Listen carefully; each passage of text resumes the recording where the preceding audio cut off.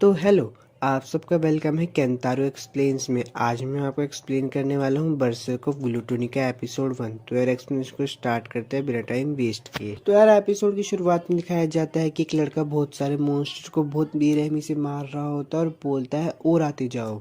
अब scene shift होता है और दिखाया जाता है एक आदमी अपनी बग्गी पे बैठ के कहीं जा रहा होता है, पर तभी बहुत सारे मॉन्स्टर उस पर हमला कर देते हैं और वो बोलता है कोई तो मदद करो मेरी।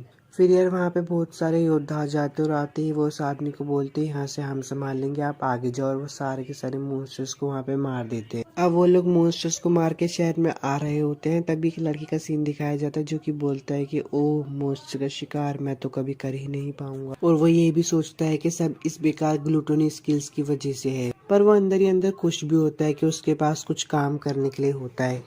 अब शाम का सीन दिखाया जाता है जहाँ पर वेलरिक भाई बहन शहर में आ रहे होते हैं, तभी एक आदमी से गलती हो जाती तो वो तीनों भाई बहन उस पर गुस्सा हो जाते हैं और बोलते हैं कि इसे तो यहीं पे मार देना चाहिए, पर बड़े वाला भाई कहते हैं छोड़ो, आज के बाद ये गलती मत। अब वापस से उस लड़के का दिखाया जाता है जो गेट पे पहरेदारी कर रहा होता है। वेलरिक ब्रदर्स उनके पास जाते हैं और बोलते तुमने आज अपना काम ठीक से किया ना? तो वो बोलते हैं हाँ मैंने अच्छे से किया। फिर वो उसके आज के काम करने के पैसे देते हैं, पर पैसे देने के साथ उसके साथ बहुत बदतमीजी भी करते हैं, उसको मारने लगते हैं और बोलते तू बहुत नीच और घटिया इंसान है, मुझे तुम लोगों से नफरत है। वो लोग उसको मार ही रहे होते तभी एक लड़की पीछे से बोलती है बंद करो इसे मारना। तो वो बोलता है तुम्हें क्या प्रॉब्लम है? तो वो लड़की कहती है तुम होली नाइट्स को शोभा नहीं देता कि तुम कमजोरों को मारो। उस लड़की की बात सुनने के बाद वो लोग मुंह फुला के वहां से चले जाते हैं। अब उन लोगों के जाने के बाद वो लड़की उस लड़के के पास आती है और पूछती है क्या तुम ठीक हो? तो वो लड़का बोलता है हाँ मैं ठीक हूँ। लड़की बोलती है कि ऐसे ही रहो, तुम्हारा खून बह रहा है। उस लड़के का खून साफ करने के बाद वो लड़की बोलती है आज के लिए तुम्हारा शुक्रिया, अब हमारा काम बदलने का वक्त हो गया है। काम बदलने के बाद लड़की बोलती है अगर आज के बाद तुम्हारे साथ फिर से ऐसा हो तो तुम मुझे बता सकते। लड़का बोलता है आपको चिंता करने की जरूरत नहीं है, मुझे इन सब की आदत हो गई है, अब मैं चलता हूँ। अब रात का सीन दिखाया जाता है जहाँ पे लड़का खाना खा के बाहर गली में घूम रहा होता है और सोच रहा होता है कि काश मेरे पास भी कोई अच्छी स्किल्स होती, मैं भी मॉन्स्टर को मार सकता। अब वो सोच ही रहा होता है तभी महल में कुछ चोर घुस जाते हैं। तो वो जल्दी से जाके लेडी रोक्शी को बताता है और वो कहती है ठीक है तुम यहीं पे रुको, मैं उन्हें पकड़ने जाती हूँ। अब वो लड़की अंदर जाती है तभी एक चोर बाहर आ जाता है और वो लड़का सोचता है मैं भाग नहीं सकता, अगर मैं भागा तो लेडी रोक्शी खतरे में पड़ जाएगी, इसलिए वो हिम्मत करके उस चोर को जान से मार देता है। तभी वो हैरान हो जाता है क्योंकि उसकी ग्लूटनी स्किल्स एक्टिवेट हो जाती है और उसकी लेवल बढ़ जाती है। अब लेडी रोक्शी आते ही फेट से पूछती है क्या तुम ठीक हो? पर फेट हैरान हो जाता है क्योंकि फेट उनके मन की बात सुन पा रहा है और वो सोचता है कि मेरे साथ क्या हो रहा है, मुझे इनके मन की आवाज क्यों सुनाई दे रही है। तो वो लड़की कहती है शुक्रिया, तुम्हारी वजह से मेरी बहुत मदद हुई, तुम्हारा मुझ पे एहसान है। तो वो लड़की कहती है कि मैं तुम्हारे लिए कुछ करना चाहती हूँ, क्या तुम हार्ट फैमिली के लिए काम करना चाहोगे या फिर तुम मरते दम तक वेलरिक फैमिली के साथ ही काम करना चाहो? फिर वो लड़का खुशी से बोलता है हाँ मैं आपके साथ जरूर काम करना चाहूँ। अब लड़का रात को बेड पे बैठ के सोच रहा होता है और बोलता है कि मेरी ग्लूटोनी स्किल्स कैसे खुल गई। अब सुबह का सीन दिखाया जाता है जहाँ पे लड़का हथियार खरीदने के लिए आया होता। तभी दुकान का मालिक पूछता है तुम्हें किस तरीके की तलवार चाहिए? तो लड़का बोलता है जो 5 सिल्वर में आ जाए मुझे वो तलवार दे। तो वह आदमी बोलता है 5 सिल्वर में कोई तलवार नहीं है, ये पीछे कुछ कबाड़ा पड़ा है वहीं पे तुम ढूंढ। अब लड़का पीछे कचरे में तलवार ढूंढ ही रहा होता है तभी उसे एक काली तलवार मिलती है और वो ये बोलती है मुझे चुन लो। अब वो तलवार खरीद लेता है और वापस से सीन शिफ्ट होता है जहाँ पे हमें वेलरिक भाई बहन का दिखाया जाता है जिसमें उसकी बहन बोल हार्ट फैमिली चाहती है कि फेट उनके वहाँ पे काम करे। तभी उसका बड़ा भाई बोलता है इससे कोई फर्क नहीं पड़ता, हमारे लिए काम करने के लिए बहुत लोग हैं। अब सीन वापस से शिफ्ट होता है जहाँ पे फेट बहुत सारे मॉन्स्टर्स को मार रहा होता है अपनी तलवार की मदद से। मॉन्स्टर्स को मारने के बाद वो लड़का कहता है ये सब मैं कैसे कर पा रहा हूँ? तो उसकी तलवार बोलती है कि तुम्हें ग्लूटोनी स्किल्स को शुक्रिया बोलना चाहिए क्योंकि वो लोगों की स्टैट्स और उनके एक्सपीरियंस चुराती है, इसलिए तुम लेवल 1 पर हो। फिर उसकी तलवार कहती है जाने से पहले इन मॉन्स्टर्स के कान काट लो, तुम्हें इनसे पैसे मिलेंगे। अब वो पैसे लेके जा ही रहा होता है तभी उसे एक आदमी दिखता है जो कि एक बच्चे को किडनैप करके लेके जा रहा होता है। वो लड़की उस लड़के को तो फेट उसकी मन की आवाज सुन लेता है जिसमें वो लड़की कहती है प्लीज मुझे बचाओ। तो फेट उनका पीछा करता है और जहाँ पे वो उस लड़की को लेके जाता है उसके पीछे चला जाता है। तो फेट देखता है कि वो आदमी उस बच्ची को बहुत बुरी तरीके से टॉर्चर कर रहा होता है, ये उससे देखा नहीं जाता और वो बोलता है कि मैं अपनी तरह और किसी बच्चे को परेशान नहीं होने दूंगा। तो यार एपिसोड 1 तो खत्म हो गया। अगर आपको वीडियो अच्छी लगे तो यार लाइक और सब्सक्राइब जरूर करना और मुझे ये भी बताना कि मैं अगली एनिमे कौन से एक्सप्लेन करूँ। तो यार तब तक के लिए मिलता हूँ आपसे एपिसोड 2 में, बाय। तो मेरे भाई लोग यार कैसे हो आप सब लोग? आज मैं आपको एक्सप्लेन करने वाला हूँ बरसर्क ऑफ ग्लूटोनी का एपिसोड 2। तो चलिए यार एक्सप्लेनेशन को स्टार्ट करते हैं बिना टाइम वेस्ट किए।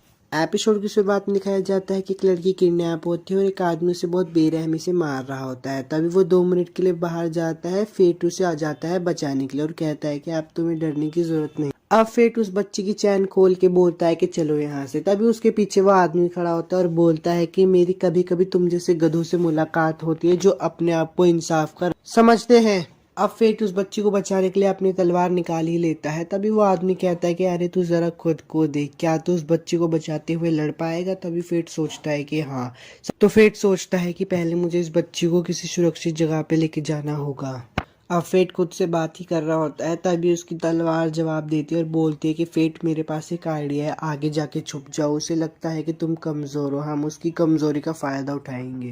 तो लड़का उसकी चोट में तलवार घुसा के बोलता है कि बता किस चूतिए ने तुझे ये काम दिया है। तो वो बोलता है कि मैं बताता हूँ।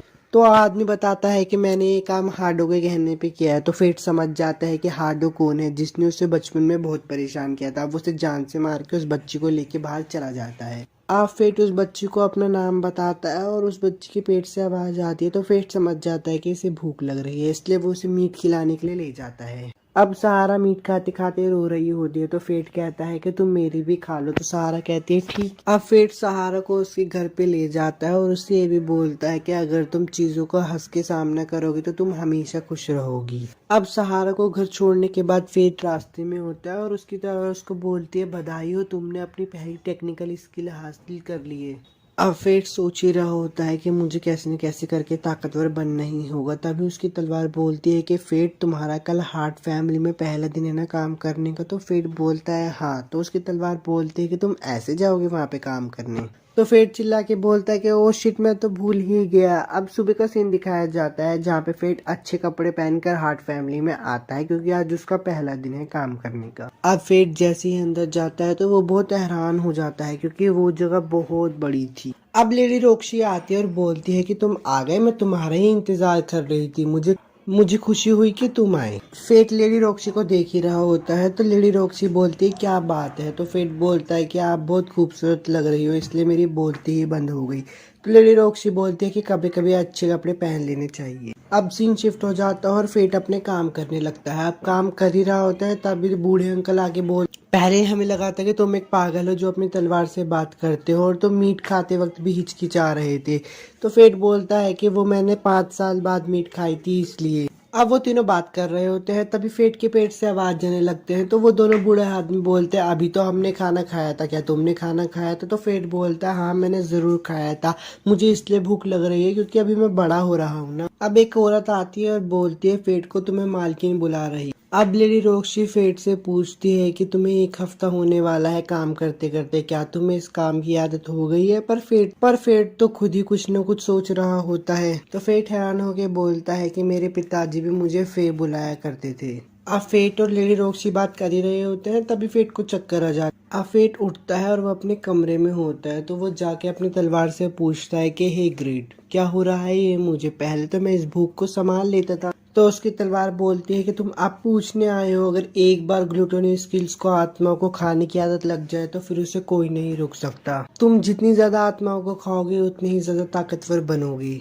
तो फेट बोलता है कि अगर मैं आत्माओं को ना मारूं तो उसकी तलवार बोलती है कि अगर तुमने किसी को नहीं मारा तो तुम पागल हो जाओगे और रास्ते में चलते हुए किसी पे भी हमला कर दोगे। तो फेट की तलवार बोलते है कि मैं तुम्हारी छोटी सी मदद कर देता हूँ, जब भी तुम्हारी भूख बहुत ज्यादा होगी वो तुम्हारी आंखों में दिखाई देगी। अब वो जंगल में जाता है और बहुत सारे मॉन्स्टर्स को मार देता है और ये भी बोलता है कि मैं इसे फिर से महसूस नहीं करना चाहता। तो उसकी तलवार बोलती है कि तुम्हें मॉन्स्टर्स को मारना ही पड़ेगा अगर तुम्हें महसूस नहीं करना। अब वो अपनी तलवार से बात कर ही रहा होता है, वहां पे तभी एक गोबलिन किंग आ जाता है। उसकी तलवार बोलती है कि तुम इसे मार दो। तो वो गोबलिन किंग को भी मार देता है। अब फेट की तलवार उससे बोलती है कि अगर तुम मुझे अपने सारे स्टैट्स दे दो तो मैं अपने नए रूप में आ जाऊंगा। तो फेट बोलता है कि एक नया रूप मैं देखना चाहता हूँ। जब फेट को पता चलता है कि उसे अपने सारे पॉइंट्स देने पड़ेंगे तो वो मना कर देता है। पर उसकी तलवार बोलती है कि अगर तुमने मुझे अपने पॉइंट नहीं दिए तो हमारा कॉन्ट्रैक्ट तोड़ना होगा। तो फेट बोलता है कि मेरे पास और कोई चारा नहीं है और वो अपने सारे पॉइंट उस तलवार को दे देता है। अपने सारे पॉइंट देने के बाद उसकी तलवार एक नए रूप में आ जाती है और वो तलवार से बो बन जाती है। तो यार एपिसोड 1 तो खत्म हो गया। अगर आपको वीडियो अच्छी लगे तो यार लाइक और सब्सक्राइब जरूर करना और मुझे ये भी बताना कि मैं अगली एनीमे आपके लिए कौन सी एक्सप्लेन करूँ। और तब तक के लिए मैं चलता हूँ, बाय। आज मैं आपको एक्सप्लेन करने वाला हूँ बर्सर्क ऑफ ग्लूटोनी का एपिसोड 3। तो चलिए यार एक्सप्लेनेशन को स्टार्ट करते हैं। और अगर आपको वीडियो अच्छी लगे तो लाइक और सब्सक्राइब जरूर करना। एपिसोड की शुरुआत में कहा जाता है कि एक लड़की गेट के अंदर घुसने की कोशिश कर रही होती है, तो फेट बोलता है कौन है वहाँ पर। वो लेडी रॉक्सी होती है और वो फेट को बोलती है तुमने तो मुझे डरा ही दिया। फेट बोलता है कि आपने ऐसे कपड़े पहन रखे हैं इसलिए मैं पहचान नहीं पा रहा, क्या आप कैसल जा रही हो। लेडी रॉक्सी बोलती है कि अब तुम्हें पता चल गया है तो मैं तुम्हें बता ही देती हूँ, मैं शहर में कुछ खुफिया चीज करने जा रही हूँ। तो फेट बोलता है अच्छा तो आपने इसलिए भेष बदला है। लेडी रॉक्सी बोलती है कि किसी को बताना मत और हारू को तो बिल्कुल भी पता नहीं चलना चाहिए। तो फेट बोलता है ठीक है मैं किसी को नहीं बताऊंगा। अब फेट बोलता है कि मैंने आपका वक्त बर्बाद कर दिया, मुझे माफ कर दो, मैं अपने काम पे चलता हूँ। पर लेडी रॉक्सी बोलती है रुको, मेरे पास एक जबरदस्त आइडिया, क्यों ना तुम भी मेरे साथ चलो। वो दोनों गली के बीच में होते हैं और फेट उसे बार बार रॉक्सी बुला रहा होता है। तो लेडी रॉक्सी बोलती है कि मुझे बार बार लेडी रॉक्सी मत बोलो वरना सब लोग पहचान जाएंगे, मुझे सोचने दो, तुम मुझे लैक्सी बुला सकते हो। अब फेट बोलता है कि बकवास मत करो चुप रहो। तो लेडी रॉक्सी बोलते है कि मुझे माफ कर देना बकबक करने के लिए। तो फेट बोलता है नहीं नहीं मैं आपको नहीं बोल रहा था, आप बकबक बिल्कुल नहीं करती। अब लेडी रॉक्सी और फेट दोनों मजे कर रहे होते हैं बाजार में घूमकर, पर तभी एक आदमी बोलता है होली नाइट्स आ रहे हैं। तो तभी सब साइड में हो जाते हैं। वो होली नाइट्स अपने रास्ते में जा ही रहे होते तभी उन्हें किसी की भूख लगने की आवाज आती है। तो वो चिल्लाकर बोलते हैं कौन है किसने। तो फेट बोलता है कि मुझे माफ कर दो सर, पर वो होली नाइट बोलता है मुझे आवाज नहीं आ रही। अब वो होली नाइट फेट पे पैर रखने ही वाला होता है तभी लेडी रॉक्सी आती है और बोलती है उसने माफी मांग ली है ना। पर वो होली नाइट बोलता है तेरी इतनी हिम्मत, तू हमसे ऐसे बात करेगी। वो नाइट बोलता है कि जरा रुको, मैंने तुम्हें शायद कहीं देखा है। और पब्लिक भी उन्हें पहचानने लगती है कि लेडी रॉक्सी है। तभी फेट की तलवार कहती है कि उससे जरा चिपको, उसके लवर बनो, इससे किसी को पता नहीं चलेगा कि वो लेडी रॉक्सी है। वो दोनों लवर बनने का एक्टिंग करते हैं और वहां से बच के साइड में आ जाते हैं। तो लेडी रॉक्सी बोलते हैं मैंने आज से पहले किसी लड़के का हाथ नहीं पकड़ा, और ये फेट सुन लेता है। सीन चेंज होता है और दिखाया जाता है लेडी रॉक्सी एक हीरे को देख रही होती है। तो फेट उनसे बोलता है कि आपको कुछ पसंद आ गया है। तो लेडी रॉक्सी बोलती है हाँ हीरा। तो वो दुकानदार उनसे बोलता है कि अपनी गर्लफ्रेंड के लिए हीरा ले लीजिए। पर लेडी रॉक्सी बोलती है मुझे हीरा नहीं चाहिए और दुकान से चली जाती। फेट लेडी रॉक्सी से पूछता है कि आपको सच में नहीं चाहिए। तो लेडी रॉक्सी बोलती है मेरे किसी काम का नहीं होते। तभी दो आदमी बात करते हुए जा रहे होते और बोलते हैं कि किसने गोबलिन किंग के कान को काट कर दान कर दिया उस ऑर्फनेज को। लेडी रॉक्सी उनके पास आती है और बोलते हैं क्या तुम मुझे उसके बारे में और बता सकते हो। तो वो दोनों आदमी बोलते नहीं, जाकर वॉरियर से पूछो। लेडी रॉक्सी फेट से बोलते कि मुझे तुम वॉरियर के पास ले चलो। तो फेट बोलता है आप इसी बंदे की तलाश कर रही हो। लेडी रॉक्सी बोलती है हाँ मैं उस भटकते मॉन्स्टर की तलाश कर रही जो हाल ही में कैपिटल के इर्द गिर्द घूम रहा है। शाम का सीन दिखाया जाता है। फेट वहीं पे जाता है जहाँ पे वो खाना खाता था। वो अपनी कुर्सी पे जाके बैठता है तो वहाँ का मालिक बोलता है तुम वहाँ पे नहीं बैठ सकते, वहाँ पे एक लड़का बैठा करता था जो हाल ही में गुजर गया। वो दुकान का मालिक फेट को देखकर बहुत हैरान हो जाता है और बोलता है कि तुम जिंदा हो। तो फेट बोलता है हाँ क्या मैं यहाँ पे बैठ सकता हूँ। वो कहता है बिल्कुल बैठ। अब वो दोनों अपना खाना खा रहे होते तभी वहाँ पे एक बूढ़ा आदमी आता है और वो फेट को देख के बोलता है भूत तुम जिंदा हो। तो फेट बोलता है हाँ। लेडी रॉक्सी उस बूढ़े आदमी से पूछते कि तुम्हें पता है उस भटकते हुए भूत का क्या सीन है। तो वो बूढ़ा आदमी बोलता है कि भटकता हुआ मॉन्स्टर एक लीच है। तो लेडी रॉक्सी बोलते है अगर वो लीच है तो एक बड़ी प्रॉब्लम है। और वो बूढ़ा आदमी ये भी बोलता है कि इसलिए होली नाइट्स उस लीच को मारने पे लगे हुए हैं। अब वो दोनों बाहर आ जाते हैं तो लेडी रॉक्सी को फेट शुक्रिया बोलता है क्योंकि लेडी रॉक्सी ने उसकी तलवार की मरम्मत करवाई थी। लेडी रॉक्सी बोलते है कि तुम्हें शुक्रिया कहने की जरूरत नहीं है, शुक्रिया तो मुझे कहना चाहिए, मैं तुम्हारी मदद की वजह से उस भटकते हुए मॉन्स्टर के बारे में जान पाया। फेट लेडी रॉक्सी से पूछता है कि मॉन्स्टर हंट के बारे में आपको कैसे पता नहीं चला। तो लेडी रॉक्सी बोलती है कि वेरिक फैमिली काम कर रही है और मुझे बताने का सोचा भी नहीं। अब वो आगे चलते रहते हैं तो हार्डो एक बच्चे को परेशान कर रहा हो।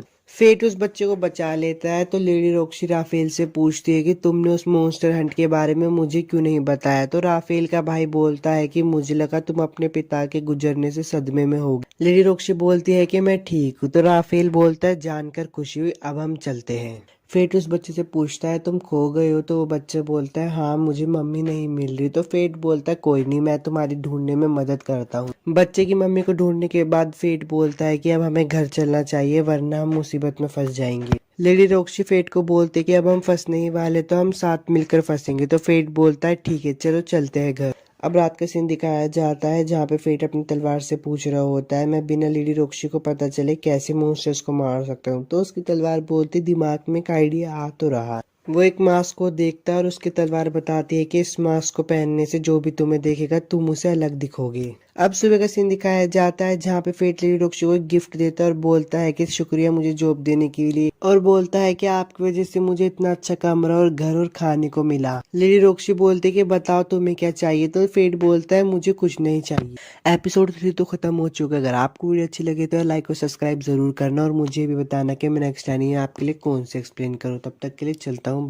हेलो दोस्तों, आज मैं आपको एक्सप्लेन करने वाला हूँ बर्सर्क ऑफ ग्लूटोनी एपिसोड 4। तो चलिए एक्सप्लेनेशन को स्टार्ट करते हैं। और अगर आपको वीडियो अच्छी लगी तो लाइक और सब्सक्राइब जरूर करना। एपिसोड के साथ दिखाया जाता है कि बहुत सारे नाइट्स फेट को देखकर बोलते हैं लीच आ गया भागो। अब सीन चेंज होता है और दिखाया जाता है कि लेडी रॉक्सी फेट के पास आती है और बोलती है कि मेरे पास तुम्हारे लिए एक सीक्रेट मिशन है, क्या तुम चलोगे। रॉक्सी की मम्मी आती है और बोलती है तुम लोगों का स्वागत है, पर लेडी रॉक्सी बोलती है आपको स्वागत करने की जरूरत नहीं थी, आपकी तबीयत ठीक नहीं। तो रॉक्सी की मम्मी कहती है कि कोई बात नहीं, मुझे अच्छा लग रहा है। अब रॉक्सी की मम्मी ये भी कहती है कि वो कौन है तुम्हारे पीछे। तो लेडी रॉक्सी बोलती है ये मेरा सेवक है, इसका नाम है फेट बोलता है कि आपसे मिलकर खुशी हुई, मेरा नाम है फेट ग्रेफाइट। तो लेडी रॉक्सी की मम्मी बोलती है मैं हूँ आयशा हार्ट, खुशी है कि तुम यहाँ पे आए, तुम्हारा स्वागत है फेट। अब लेडी रॉक्सी की मम्मी फेट को बुलाती है अपने पास और बोलती है क्या तुम्हें मेरी बेटी पसंद है। तो लेडी रॉक्सी बोलती है आप ये इससे क्या पूछ रही हो। तो उसकी मम्मी बोलती है कि मैं तो बस जानना चाहती थी कि उसे काम देने वाली के नाते वो तुम्हारे बारे में क्या सोचता। फेट बोलता है कि आयशा साहबा मैं लेडी रॉक्सी की बहुत इज्जत करता हूँ और अगर आपकी इजाजत हो तो मैं उनकी पूरी जिंदगी सेवा करूंगा। फेट की सारी बातें सुन के लेडी रॉक्सी वहां से चली जाती है। तो फेट बोलता है मैंने कुछ गलत बोला। तो उनकी मम्मी बोलती है जब उसे शर्म आती है तो वो भाग जाती है, वो जरा सी भी नहीं बदली। फेट अंगूर की खेत में काम कर रहा होता है, तभी उसके पास एक आदमी आता और बोलता है कि इसे पी लो, इससे तुम्हारी थकान खत्म हो जाएगी। फेट उस जूस को पीकर बोलता है कि ये तो बहुत स्वादिष्ट है। तो वो आदमी बोलता है ना ये स्वादिष्ट तो होना ही चाहिए क्योंकि हमने इस स्वाद को बनाने में बहुत मेहनत की है, हमें गर्व है कि हम इसका इतना अच्छा स्वाद बना पाए। तो फेट बोलता है सर मेसन को भी है। वो आदमी बोलता है कि मैंने सुना है कि वो गालिया में मारे गए। लेडी रॉक्सी के लिए ये बहुत मुश्किल रहा होगा। हमें तो पता भी नहीं था कि लेडी रॉक्सी इस साल आएगी भी या फिर नहीं आएगी, पर हम खुश है क्योंकि वो इस साल आई। तो फेट उनसे पूछता है लेडी रॉक्सी हर साल फसल की कटाई में मदद कर। तो वो बोलता है कि अंगूर का खेत उसका भी हिस्सा है और वो यहाँ पे मॉन्स्टर्स को भी मार देती है। जब अंगूर की कटाई होने वाली होती है तो बहुत सारे मॉन्स्टर भी खाना खाने के लिए आते हैं, पर लेडी रॉक्सी उन सबको मार देती है। शाम का सीन दिखाया जाता है जहाँ पे लेडी रॉक्सी फेट को बोलती है तुम मेरे बिना चले जाओ। तो फेट बोलता है ठीक। फेट अपने घर के रास्ते में जा ही रहा होता है, तभी उसे एक लड़की बोलती है तुम सुनो। तो फेट बोलता है उसकी आंखें तो बिल्कुल मेरी तरह है। फेट उस लड़की को बोलता है तुम्हें क्या चाहिए, पर वो लड़की उसे बोलती है शायद लगता है मैं बहुत जल्दी आ गई हूँ, और वहां से चली जाती है। फेट अपनी तलवार से पूछता है कि वो कौन है, पर उसकी तलवार उसे कुछ नहीं बताती। लेडी रॉक्सी वहां पे आ जाती है। तो फेट उसे बोलता है आपको तो कुछ काम था, पर लेडी रॉक्सी बोलते हैं मैं अंगूर लेने गई थी। लेडी रॉक्सी उस लड़की को देखकर बोलती है ये तो एक गालिया है। फेट बोलता है मुझे तो लगा था गालियां तबाह हो गए। अब सीन चेंज होता है, गांव वाले इकट्ठे होते तो देखते उनके सारे के सारे खेतों को बर्बाद कर दिया था। सीन चेंज होता है और दिखाया जाता है लेडी रॉक्सी और फेट एक साथ शिकार पर गए होते हैं। तो फेट देखता है वहां पे इतना बड़ा मॉन्स्टर आ जाता है और उसकी तलवार बोलती है उस मॉन्स्टर को देख के तुम्हें भूख लग गई ना। फेट परेशान होकर बोलता है कि मैं अपना ये रूप लेडी रॉक्सी को नहीं दिखा सकता। अब वो लोग वापिस से गाँव में आ जाते हैं और लोग बोलते हैं उसे इतने बड़े मॉन्स्टर को कौन मारेगा। तो लेडी रॉक्सी बोलती है आप सब चिंता मत करिए, मैं उसे मार दूंगी क्योंकि मैं एक होली नाइट हूँ। रॉक्सी की टीम उसके पास आकर बोलती है कि हमें उस मॉन्स्टर को मारने के लिए तैयारी करने में पूरा एक दिन लग जाएगा। तो रॉक्सी बोलते है कोई बात नहीं, आप अपना पूरे समय ले ली। फेट बोलता है कि मैं अभी इतना ताकतवर नहीं हूँ कि लेवल 50 के मॉन्स्टर को मार सकूं, पर मुझे कुछ न कुछ तो करना ही होगा। अब रात को फेट आता है और उस बड़े मॉन्स्टर और उसके साथी को मार देता है। तो फेट को चक्कर आने लगता है। वो अपनी तलवार से पूछता है ये क्या हो रहा है। तो उसकी तलवार बोलती है तुमने एक बहुत बड़ी सोल को खाया है इसलिए तुम्हें ओवरलोड हो गया। फेट की तलवार उसे बोलती है फेट खुद को संभालो वरना हालत और खराब हो जाएगी। अब लेडी रॉक्सी सुबह ब्रेकफास्ट करते हुए अपनी मम्मी को बताती है कि उस मॉन्स्टर को किसी और ने ये मार दिया, शायद वो एक गालिया होगी क्योंकि वो एक होली नाइट से भी ज्यादा बहादुर होती है और ताकतवर भी। रॉक्सी की मम्मी फेट से बोलती है कि मैं चाहती हूँ कि तुम लेडी रॉक्सी के साथ हमेशा रहो। फेट बोलता है पर मेरे जैसा कोई। तो रॉक्सी की मम्मी बोलते हैं मैं ये नहीं कह रहा कि तुम्हारे पास गौरवीय शक्ति होनी चाहिए या फिर तुम्हारे पास कोई होली नाइट जैसी ताकत हो। मेरे पास ज्यादा टाइम नहीं बचा इसलिए मैं चाहती हूँ कि तुम रॉक्सी का साथ दो। फेट और रॉक्सी वहां से आ जाते हैं। अब रात का सीन दिखाया जाता है जहाँ पे फेट कुछ गोबलिन को मारकर कह रहा होता है मेरी भूख तो शांति नहीं हो रही। तो उसकी तलवार बोलती है कि तुम्हारी स्किल को अब बड़ी आत्माओं को खाने की आदत लग गई, इसलिए छोटी आत्माओं से अब तुम्हारा काम नहीं चलेगा। फेट, वक्त निकलता जा रहा है, तुम्हें सही समय पर सोचना होगा। रोक्शी अपनी पापा की कब्र पे जाती है और बोलती है मुझे गालिया को ढूंढने के लिए चुना गया है, पर उसके पीछे से फेट बोलता है प्लीज ऐसा मत करिए, आप वहाँ पे मत जाइए। पर रोक्शी बोलती है कि मैंने जाने का फैसला कर लिया है, अब मैं जाकर ही रहूंगी। एपिसोड 4 तो खत्म हो गया। अगर आपको वीडियो अच्छी लगे तो लाइक और सब्सक्राइब जरूर करो और मुझे भी बताओ कि मैं नेक्स्ट टाइम भी आपके लिए कौन सी एक्सप्लेन करूँ।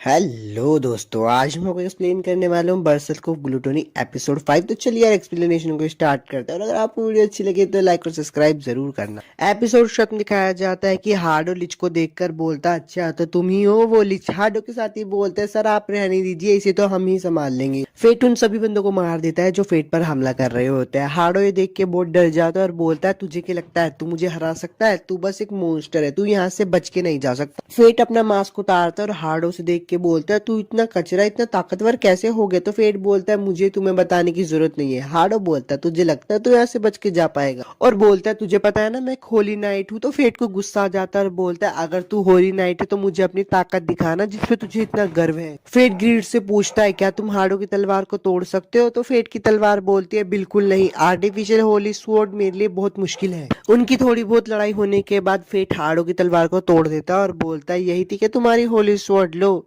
इसे अब उठाओ यहाँ से। हार्डो अपनी टूटी हुई तलवार को देख के डर जाता है और पीछे हटने लगता है। तो फेट उसे बोलता है तुम तो एक होली नाइट थी ना, तो पीछे क्यों हट रहे हो, तुम सही में किसी काम के नहीं हो, एकदम बेकार हो। फेट हार्डो को पटक पटक के मारता है तो हार्डो बोलता है प्लीज मुझे जान दो। फेट को ये बात सुन के और भी गुस्सा आ जाता है और वो बोलता है तुम्हारी ये हिम्मत कैसे हुई है कहने की लोगों के साथ कीड़े जैसा बर्ताव करने के बाद, और अब तुम्हारी वजह से लेडी रोक्सी के ऊपर भी खतरा मंडरा रहा है तुझ जैसे घटिया इंसान की वजह से। हार्डो फेट से बोलता है तुमने मुझे पूरा क्यों नहीं मारा, मुझे मार दो बस। फेट बोलता है अभी नहीं, मुझे तुमसे कुछ सवाल पूछने हैं। हार्डो बोलता है लेडी रोक्सी के बारे में। लेडी रोक्सी बोलती है मैं जाऊंगी, अगर मेरी जिंदगी इस किंगडम के किसी भी इंसान को बचा सकती है तो मैं जरूर जाऊंगी। वापिस से फेट का सीन दिखाया जाता है। अब फेट फाइनली हार्डो को मार देता है तो हार्डो की स्किल भी फेट को मिल जाती है। तो फेट की तलवार उससे बोलती है तुम एक होली नाइट बन गए हो। तो फेट बोलता है मुझे होली नाइट नहीं बनना। फेट की तलवार बोलती है मुझे लगा ही था तुम ऐसा कहोगे, क्यों ना तुम मेरी सेकंड लेवल का इस्तेमाल कर सकते हो। तो फेट बोलता है बिल्कुल करो, ऊपर से इसके स्टेट्स लेने से मेरे उल्टी करने का मन कर रहा है। फेट की तलवार उसकी सारे स्टेट्स लेकर बोलती है ये है मेरी सेकंड लेवल एक ग्रेट साइथ, श्राप जो इस ब्लेड में बसा हुआ है वो कुछ समय के लिए किसी भी चीज को काट सकता है। फेट बोलता है किसी भी चीज को काट सकती है, तो वो मन में सोचता है काश लेडी रोक्सी की ट्रिप को भी काट सकती है। अब लेडी रोक्सी जाने ही वाली होती है तो सबको बाय बोल रही होती है। अब फेट के पास आती है और बोलती है हम फिर मिलेंगे फेट। फेट लेडी रोक्सी को बोलता है अपना ध्यान रखना, और लेडी रोक्सी वहां से चली जाती है। अब थोड़ी देर बाद फेट भी बोलता है मुझे वहां पे जाना ही होगा। फेट की तलवार उससे पूछती है तो तुमने अपना मन बना ही लिया है। तो फेट बोलता है अगर मैं लेडी रोक्सी को गाली जाने से नहीं रोक सकता तो कम से कम मैं उन्हें सपोर्ट तो कर सकता हूँ। फेट भी वहां से जा रहा होता है तो जो लेडी रोक्सी के नौकर होते हैं वो उसको कुछ पैसे देते हैं और बोलते हैं अपना ध्यान रखना। फेट बोलता है मैं अपनी ताकत से लेडी रोक्सी को बचाऊंगा। अब सीन शिफ्ट होता है और लेडी रोक्सी का दिखाया जाता है जहाँ पे मीरिया उनके पास आती है और बोलती है मैं भी आपके साथ जाऊंगी। वहां पर म्यूगन भी आ जाता है और बोलता है मैं भी आपके साथ जाऊंगा लेडी रोक्सी। फेट टैट्रा शहर में आ जाता है और बोलता है ये शहर बिल्कुल भी नहीं बदला। तो फेट की तलवार उससे पूछते तुम यहाँ पे पहले आए हो। तो फेट बताता है कि हाँ जब मैं कैपिटल जाने वाला था तो मैं यहाँ से गुजरा था। फेट एक गाड़ी वाले से पूछता है क्या ये गाड़ी गालिया जाएगी, पर वो गाड़ी वाला बोलता है आज नहीं, अगर आज में गालिया गया तो मॉन्स्टर मुझ पर हमला कर देंगे। तो फेट बोलता है ठीक है। फेट की तलवार उससे बोलती है तुम तो यहाँ फंस गए, तुम्हें लेडी रोक्सी के पीछे जाना था। फेट को भूख लगने लगती है तो खाना खाने जाता है, पर वो देखता है कि बहुत सारे आदमी को परेशान कर रहे होते हैं, इसलिए वो उसे बचा लेता है। वो आदमी उसे बोलता है शुक्रिया, पर फेट उसे बोलता है बहुत दिनों बाद मिले से। तो सीन चेंज हो जाता है और फेट के पास्ट का सीन दिखाया जाता है जहाँ पे सेटो से परेशान कर रहा होता है और बोलता है तुम्हारे पेट से हमेशा भूख की आवाज ही आती रहती है, तुम किसी काम के नहीं हो। अब थोड़ा सा आगे का सीन दिखाया जाता है जिसमें फेट के पापा उसे बोलते हैं तुम जड़ी बूटियां बनाने लगे हो, पर फेट बोलता है आप हमेशा जख्मी होके आते हो इसलिए मैं जल्दी बनाने लगा। फेट के पापा मर जाते हैं तो गांव के लोग बोलते हैं डीन के पास स्पेयर टेक्निक स्किल थी तो गांव के सरपंच ने उसे रखा, पर इस बच्चे को कौन रखेगा। वो देखता है कि गांव वाले उसके ऊपर पत्थर बरसाने लगते हैं और बोलते हैं तेरा इस गांव में कोई काम नहीं है, निकल जहाँ से, तू किसी काम का नहीं है। अब प्रेजेंट का सीन दिखाया जाता है जहाँ पे से तो फेट से बोलता है मुझे तुम्हारी मदद की जरूरत है फेट। फेट बोलता है गांव के सरपंच का बेटा है सेटो, मुझे पता है इन्होंने मेरे साथ क्या काम किया है। तभी फेट की तलवार बोलती है फेट चलो ना इसका काम कर देते हैं, वैसे भी तुम्हें अपनी ग्लूटोनी स्किल्स की भूख को भी तो मिटाना है। फेट बोलता है ठीक है मैं तुम्हारे गाँव के मॉन्स्टर्स को मार दूंगा। अब वो गाँव की तरफ जा रहे होते तो सेटो के पापा बोलते हैं जिस कचरे को हमने निकाला था तुम उसे वापिस लेकर आ गए। सेटो बोलता है फेट बहुत ताकतवर है, मैंने उसे गुंडों को हराते हुए देखता है। तो सेटो के पापा बोलते हैं हमें तुमसे उम्मीद नहीं थी, तुम्हें योद्धा लाने को कहा था पर तुम्हें कचरे को उठा कर लिया है। सेटो फेट को अपने घर पे ले आता है और बोलता है जो भी पहले हुआ उसके लिए मैं माफी चाहता हूँ। पर फेट बोलता है मुझे तो इसकी आदत है, तुम मुझे थोड़ा मॉन्स्टर्स के बारे में बताओ। तो सेटो उसे बताता है कि कुछ महीने पहले गाँव में मॉन्स्टर्स दिखाई दिए जो कि उड़ते हैं। तो फेट बोलता है ये तो बहुत बुरी बात है। तभी सेटो की लड़की वहां पे आ जाती है और बोलती है आप किससे बात कर रहे हो, ये आप टॉफी खाना चाहोगे। फेट वो टॉफी खा लेता है और वहां पे चक्कर खा के गिर जाता है। सेटो बोलता है क्या पिताजी सच में फेट की बलि देना चाहते हैं, और वो उसको उठाने की बहुत कोशिश करता है। बाहर जाकर देखते हैं तो मॉन्स्टर भी हमला करना शुरू कर देते। तो यार एपिसोड 4 तो खत्म हो गया। अगर आपको वीडियो अच्छी लगे तो लाइक और सब्सक्राइब जरूर करना और मुझे ये भी बताना कि मैं नेक्स्ट टाइम में आपके लिए कौन सी एक्सप्लेन करता हूँ। तब तक के लिए चलता हूँ यार, बाय। बरसर्क ऑफ ग्लूटनी एपिसोड 6 में आप सभी का स्वागत है। अगर आपने पुराने पार्ट्स नहीं देखे तो यार क्या कर रहे हो, पहले उन्हें देखो ना। जाके एक्सप्लेनेशन को शुरू करते हैं। अगर वीडियो अच्छी लगे तो लाइक और सब्सक्राइब जरूर करना। सेटो फेट को उठाने के लिए दवाइयां बना रहा होता है। अब फेट उठ भी जाता है। फेट उठकर पूछता है हम कहाँ है। सेटो बताता है कि हम घर में है, तुम्हें नींद की दवाई पिलाई गई थी जिससे तुम सो गई। सेटो बोलता है मुझे माफ कर देना, ये सब मेरे पिताजी ने किया है। फेट बोलता है तुम घर के अंदर ही रहना, इन मॉन्स्टर को तो मैं दिखता हूँ, और बाहर जाकर सारे मॉन्स्टर को मार देता है। मारते मारते सुबह हो जाती है। फिर सत्य बोलता है कि मेरे पिताजी मारे गए, गांव में बहुत सारे लोग मारे गए, बस कुछ ही बच पाए जैसे कि मैं, मेरे गांव का खात्मा हो गया। फेट बोलता है रुको मुझे जरा देखने दो। फेट भी उस पूरी जगह को अच्छे से स्कैन कर लेता है और बोलता है हाँ तुम सच में कह रहे हो, यहाँ का खात्मा पूरी तरीके से होता है। वो मिट्टी को भी हाथ में लेता है और बोलता है अब इस मिट्टी में कोई जान नहीं बची, यहाँ पे तुम कुछ भी नहीं उगा पाओगे। सतो उससे पूछता है क्या तुम आइडेंटिफाई का भी इस्तेमाल कर सकते हो। तो फेट बोलता है हाँ। तो सतो बोलता है फिर खतरनाक चीजें करके वॉरियर बनने का क्या फायदा, तुम आइडेंटिफाई का इस्तेमाल करके अच्छी जिंदगी जी सकते हो। फेट बोलता है मेरे पास लड़ाई करने के अलावा कोई चारा नहीं है। सतो बोलता है मैं भी शहर जाऊंगा और एक जॉब ढूंढूंगा अपनी बेटी के खातिर। अब थोड़ा सा आगे का सीन दिखाया जाता है। सतो बोलता है कि मैं चाहता हूँ कि तुम मुझे मारो, मैंने बचपन में तुम्हारे से इतना बुरा व्यवहार किया, उसके लिए मुझे माफ कर देना। फेट बोलता है ठीक है, अपने दांत अंदर कर लो, और उसे बहुत जोरों का मुक्का मारता है।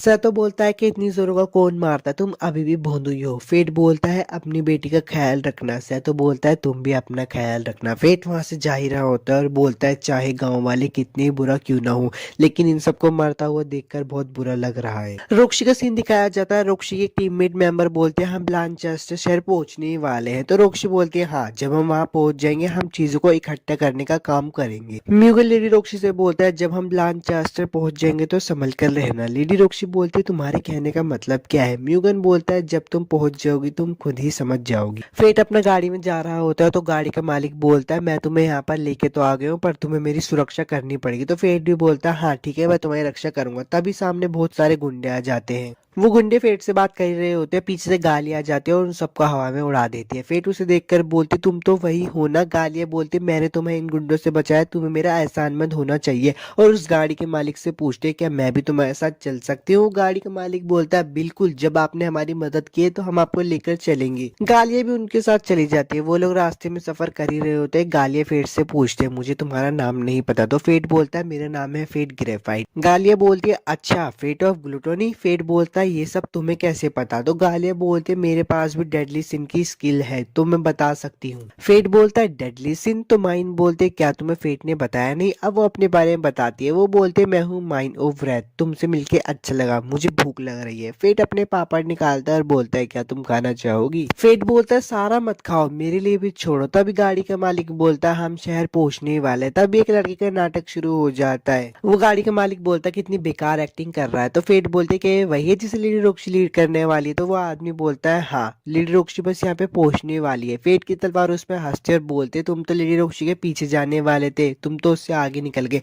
अब वो दुकान का मालिक वहां से निकल जाता है। माइन फेट के कंधों पे ही सो जाती है। तो फेट बोलता है ओए खड़े खड़े मत सो। अब वो उसको उठा के चल लेता है और बोलता है ये सब कैसे हो गया। फेट की तलवार बोलती है हार मान लो, वो इतनी जल्दी उठने वालों में से नहीं है। फेट बोलता है मुझे लगता है तुम उसे अच्छे से जानते हो। पर तलवार कुछ नहीं बोलती और वापस से चुप हो जाती है।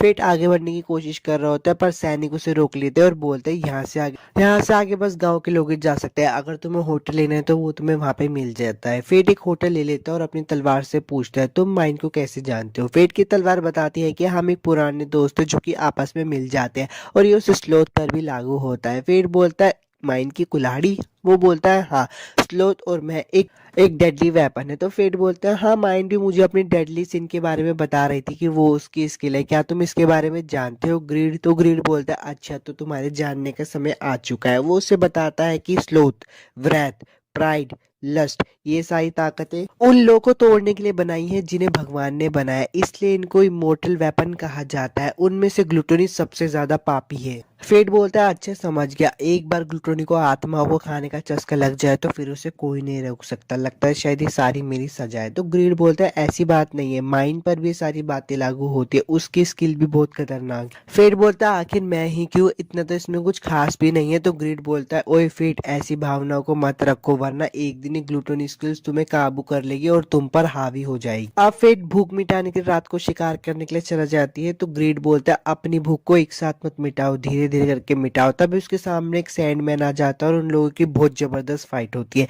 माइन का सीन दिखाया जाता है जो कि उठकर आती है और एक क्वेस्ट पढ़ती है जिसमें लिखा होता है जो कोई भी सैंड गोलम को हराएगा उसे इनाम दिया जाएगा। फेट और सैंडमैन की लड़ाई चली रही होती है, वो दोनों बहुत अच्छी तरीके से लड़ाई कर रहे होते हैं, पर वहां पे कुछ लोग भी फंसे हुए होते हैं, इसलिए फेट सैंडमैन को हराकर उन लोगों को बचा लेता। वो लोग फेट को शुक्रिया बोलते हैं क्योंकि फेट ने उन लोगों को बचाया होता है। उनमें से एक लड़का बोलता है मेरा नाम है बार्ट, तुम्हारा नाम क्या है। तो फेट उसे बताता है मेरा नाम है कॉर्पस। अब सुबह का सीन आ जाता है और माइन बिना कपड़ों के बैठी होती है। तो फेट बोलता है जरा कपड़े पहन लो। तो माइन बोलते है तुम बस अभी बच्चे हो तो मुझे क्यों शर्म आएगी। फेट बोलता है मुझे तो शर्म आ रही है ना। माइन बोलते तुम्हारे दिमाग में बहुत गंदे ख्याल आ रहे हैं। फेट बोलता है ऐसा नहीं है। ग्रीड बोलता है तुम दोनों की अच्छी बन रही है। अब माइन तैयार होकर कहीं जा रही होती है तो फेट पूछता है तुम कहाँ जा रही हो। माइन बताती है कि मैं सैंड गोलम का शिकार करने जा रही हूँ। तो फेट बोलता है मैं तो उसे कल रात ही हरा चुका हूँ। माइन गुस्सा हो जाती है और बोलती है तुमने मेरा शिकार चुरा लिया। तो फेट बोलता है अच्छा अच्छा, तुम आधा ले लेना। अब वो लोग अपना इनाम लेने के लिए जा रहे होते तो वो लड़की बोलती है मिस्टर कॉर्पस,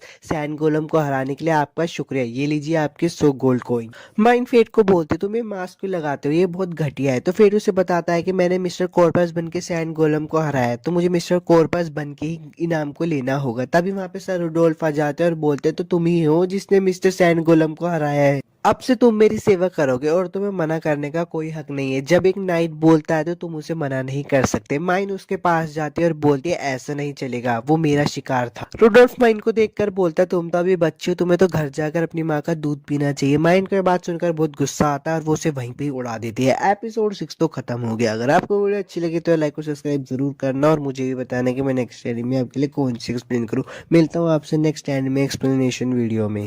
एपिसोड की शुरुआत में कहा जाता है कि फेट बोलता है तुम्हें पक्का यकीन है कि तुम्हारे पास व्रत है, ग्लूटोनी स्किल नहीं, और हमने सारा खाना अभी खरीदा था, तुम कितना खाओगी और ये खाना जाता कहाँ है। माइन को ये बात सुन के बहुत गुस्सा आ जाता है और वो अपनी ताकत का इस्तेमाल करती है। फेट उसको बोलता भी कि मत करो और उसकी ताकत इस्तेमाल करने की वजह से गाड़ी टूट जाती है। गाड़ी का मालिक कहता है कि इसके पैसे मैं अलग से लूंगा। माइन कहीं पे जा रही होती है तो फेट बोलता है अरे कहाँ जा रही है, और उसके पीछे पीछे चलने लगता है। वो एक गाँव में आ जाता है तो ग्रीड बोलता है ये जगह तो बहुत शांति भरी लगती है, हम गालिया के बहुत करीब आने वाले हैं और मॉन्स्टर का खतरा भी बढ़ता जा रहा है, पर इस गांव में इतनी शांति कैसे है। मुझे तो लगता है कि इस गांव की हिफाजत कोई ताकतवर बंदा करता है। फेट बोल रहा है कि अच्छा मुझे समझ आ गया और आगे बढ़ने लगता है। तभी वो एक आदमी को बैठा देखता है और उससे पूछता है जरा सुन आपको पता है इस गाँव का मुखिया कौन है। तो वो बंदा बोलता है हाँ, इस गाँव का मुखिया मैं ही हूँ। तो फेट बोलता है कि मैं यहाँ पे कहीं रहने की जगह ढूंढ रहा हूँ, तो क्या आप मुझे दोगे। फेट और ग्रीड दोनों ही उसकी तलवार देखकर समझ जाते हैं कि वो एक होली नाइट है और वो ही इस गांव की रक्षा करता है। वो मेयर बोलता है अच्छा ठीक है, मैं तुम्हें जगह तो दे दूंगा पर मेरी एक शर्त है, तुम्हें मेरे साथ मुकाबला करना होगा। वो फेट की आइडेंटिफाई वाली स्किल्स को देखकर बोलता है तुम लेवल 1 पर और स्टैट्स तुम्हारे 2 मिलियन से भी ऊपर है। फेट बोलता है कि आपने आइडेंटिफाई स्किल का इस्तेमाल करो और मुझे पता ही नहीं चला। वो मुखिया बोलते तुम लड़ाई करोगे या फिर नहीं। अब उन दोनों के बीच में लड़ाई हो जाती है और वो मुखिया फेट को आराम से हरा देता है। फेट बोलता है कि अच्छा इसका मतलब हम यहाँ पे नहीं रह सकते। तो वो मुखिया बोलता है कि नहीं, तुम यहाँ पे रह सकते हो, ये जरूर कोई किस्मत का ही खेल होगा जो तुम यहाँ पे आए हो, पर एक शर्त पर, जब तक तुम यहाँ पे रहोगे मैं तुम्हें ट्रेनिंग दूंगा। फेट बोलता है कि मैं ही क्यों, तो गांव का मुखिया बोलता है कि चलो भी यार, एक बूढ़े आदमी की इच्छा समझकर इसको मान लो। फेट और ग्रीड मन में सोच रहे होते हैं अच्छा इसके पीछे कुछ तो गड़बड़ है। तभी फेट अपनी आइडेंटिफाई का यूज कर रहा होता है, पर वह मुखिया बोलता है रुक जाओ, तुम्हें अपनी आइडेंटिफाई को रोकना नहीं आता ना, और भी तुम्हारी बहुत सारी ताकत है जो कि अधूरी है। तुम्हारा मॉन्स्टर के साथ लड़ने का अंदाजा तो काफी अच्छा है, पर तुम किसी इंसान से अच्छे तरीके से नहीं लड़ पाते हो। गांव का मुखिया बोलता है करना चाहोगे मेरे साथ ट्रेनिंग, तो फेट की तलवार ग्रीड बोलती है कि यार इसे कुछ चाहिए भी नहीं और फ्री में ट्रेनिंग दे रहा है, मुझे तो इसमें बहुत ज्यादा गड़बड़ लग रही है। पर फेट बोलता है कि यार ऐसे किसी होली नाइट से ऑफर मिलते नहीं है इतने आसानी से। तो ग्रीड बोलता है ठीक है तुम्हारी मर्जी, जो करना है करो। फेट बोलता है कि मेरा नाम है फेट ग्रेफाइट और मुझे आपसे सीखने में बहुत खुशी होगी। तभी उस गांव के मुखिया का नाम पता चलता है, उसका नाम है आरुण। वहाँ माइन भी आ जाती है और बोलते फेट हमें वहाँ पे कैंप लगाने की जगह मिल गई है। तो फेट बोलता है नहीं, मुझे रहने की जगह मिल गई है। सीन दिखाया जाता है कि आरुण फेट को ट्रेनिंग दे रहा होता है और सुबह से शाम हो जाती है। आरुण बोलता है कि कल हम असली ट्रेनिंग करेंगे। फेट भी बोलता है ठीक है, पर फेट को तभी कुछ मॉन्स्टर की गंध आ रही होती है और वो देखता है कि वो गंध उस कैसल से आ रही होती है। तभी आरुण की आवाज जाती है ये सब क्या है। वो आके अंदर देखते हैं माइन ने सारा खाना खा लिया होता है। फेट बोलता है कि इसके लिए मुझे माफ कर देना। आरुण बोलता है कि ठीक है, मैं गांव से कुछ खाना मांग कर लेके आता हूँ। दूसरा दिन दिखाया जाता है ट्रेनिंग का। आरुण फेट को एक लकड़ी देता है और बोलता है तुम इस लकड़ी से मेरे वार से बचना। पर फेट बोलता है ये तो बस एक लकड़ी है, तो टूट जाएगी। आरुण बोलता है कि मैं ट्रेनिंग दे रहा हूँ ना, मुझे पता है तुम कर लोगे। और उन दोनों के बीच में फिर से प्रैक्टिस शुरू हो जाती है। ट्रेनिंग खत्म हो जाती है। आरुण बोलता है कि अब तुम अपने स्टैट्स को अच्छे से काबू कर पाओगे। फेट बोलता है आपका बहुत बहुत शुक्रिया जो आपने मेरे को सिखाया। तभी वहाँ पे माइन आ जाती है और बोलती है मेरी तरफ से तुम्हारे पास एक तोहफा, और उसके मुंह पे वापस से चित्रकारी कर देती। खाने का सीन दिखाया जाता है। आरुण फेट को बोलता है क्या तुम इतनी जल्दी जा रहे हो, तो फेट बोलता है हाँ मुझे जाना ही होगा। तभी वो बोलता है खाने के लिए बहुत बहुत शुक्रिया माइन, तुम्हें भी इसको शुक्रिया बोलना चाहिए। पर माइन कुछ कहती नहीं। फेट बोलता है माइन की तरफ से मुझे माफ कर देना। आरुण बोलता है कि कोई बात नहीं, तुम लोग पेट भर के खाओ, अभी बहुत सा मीट और सब्जियां बची है। आरुण महल की तरफ देख रहा होता है और बहुत उदास होता है। तो फेट उससे पूछता है क्या उस महल में कुछ है क्या। आरुण उसे बताता है कि 15 साल पहले वो महल मेरा हुआ करता, पर एक दिन मुझे शाही ऑर्डर की वजह से महल छोड़कर जाना पड़ा। उसी मौके का फायदा उठा के लीच लॉर्ड, जो कि लोगों की बहुत नफरत से पैदा हुआ था, उसने मेरी फैमिली को मार दिया। आज भी मेरी फैमिली उसके चंगुल में है। फेट वहां से खड़ा हो जाता है और बोलता है मुझे कुछ काम है, मैं भी आता हूँ। वो महल की तरफ जा ही रहा होता है, पीछे से आरुण आता है और बोलता है तुम महल की तरफ जा रहे हो ना, मैं भी तुम्हारे साथ आता हूँ। वो दोनों जा ही रहे होते। पीछे से माइन बोलती है कि मैं तुम्हारे गांव पे नजर रखूंगी, बदले में मुझे 50 गोल्ड कॉइन दे देना। अब वो दोनों सारे बंदों को मारकर महल के अंदर आ जाते हैं। पर जब महल के अंदर आरुण देखता है तो बहुत हैरान हो जाता है, क्योंकि वहां पे सब लोग जिंदा होता है। आरुण बोलता है कि तुम लोग जिंदा थे, मुझे माफ कर देना, मैं तुम्हारे पास नहीं आ पाया। तो उसका बीवी और उसका बच्चा बोलता है क्या बात कर रहे हो आप थक चुके होंगे, हम तो आपको इतने दिनों से यहाँ पे इंतजार कर रहे थे। आपने किंग का दिया हुआ मिशन पूरा किया पिताजी। आरुण बोलता है कि हाँ मैंने वो मिशन पूरा कर दिया। तभी फेट ग्रीड से पूछता है कि यहाँ पे चल क्या रहा है। ग्रीड उसे बताता है कि यहाँ पे सिर्फ आत्मा है, इनका शरीर तो पहले से ही मर चुका है, ये एक इल्यूजन मैजिक है, यहाँ पे सबके सब छलावा है। अब आरुण उससे बोलता है कि मेरे पास तुम्हारे लिए गिफ्ट है। ल्यूक वो जैसे ही गिफ्ट देने वाला होता है तभी उसका बेटा उस पर हमला कर देता है। आरुण उससे बच जाता है और बोलता है तुम ताकतवर बन गए हो ल्यूक। ल्यूक बोलता है क्योंकि आप ही गैर हाजिर में मुझे इस महल की रक्षा करनी पड़ी, आप तो बस अपने काम में ही बिजी थे, मैंने इस महल की लंबे समय तक रक्षा की है, आपने हमें मॉन्स्टर के हाथों में छोड़ दिया बस कैपिटल की ड्यूटी के लिए। आरुण बोलता है कि फेट क्या तुम मुझे मेरी फैमिली से लड़ने दोगे, तो फेट बोलता है ठीक है आप लड़ लीजिए, मैं इतने जाकर लिच लॉर्ड को ढूंढता हूँ। अब फेट और उसके लिच लॉर्ड के बीच में फाइट चल रही थी और आरुण और उसके बेटे के बीच में भी चल रही थी। फाइनली वो दोनों मिलकर लिच लॉर्ड को हरा देते हैं। आरुण अपनी फैमिली के सामने लेटा होता है और बोलता है मुझे माफ कर देना, मैंने तुम्हें बहुत इंतजार करवाया। तब ल्यूक और उसकी मम्मी की आत्मा वहां पे आ जाते हैं और ल्यूक बोलता है कोई बात नहीं पापा, आपने हमें उजाद तो करवा ही दिया। आरुण अपनी फैमिली से थोड़ी बातें करता है और उनको फाइनली गुड बाय बोल ही देता है। वो लोग बाहर आते तो देखते हैं बहुत सारी डीमन की आर्मी अभी वहां पे इंतजार कर रही होती है। तो वो दोनों बोलते हैं चलो रेस लगाते हैं कौन कितने ज्यादा बंदे मारेगा। सुबह हो जाती है और माइंड गुस्सा हो रही होती है और बोलते तुम लोगों ने बहुत देर लगा दी। फेट बोलता है कि शांत हो जाओ, गुस्सा मत करो। तभी आरुण उसके हाथ में उसकी फीस रख देता है और बोलता है माफ कर देना, हमने देर कर दी। आरुण ये भी बोलता है कि अच्छा मुझे याद आ गया, मैंने तुम्हें कहाँ देखा था 50 साल पहले जब इस गाँव पे डीमन ने हमला किया था, तब तुम यहाँ पे बचाने आई थी। तुम तब भी एक वॉरियर की तरह लगती थी और अब भी एक वॉरियर की तरह लगती हो। माइंड बोलते तुम्हारी नजर अच्छी है आरुण, 1000 साल की ट्रेनिंग से आरुण तुम मुझ तक पहुंच सकते हो। आरुण फेट को बोलता है कि सुनो जब तुम्हारी जर्नी खत्म पहुंचे तो तुम यहाँ पे वापस लौट कर आ जाना, मैं तुम्हें कुछ ज़रूरी बात बताना चाहता हूँ। और ऐसे ही फेट और माइन अपनी जर्नी को कंटिन्यू रखते हैं आरन को बाय बोलकर। एपिसोड 7 तो खत्म हो गया। वीडियो अच्छी लगी तो लाइक और सब्सक्राइब जरूर करते।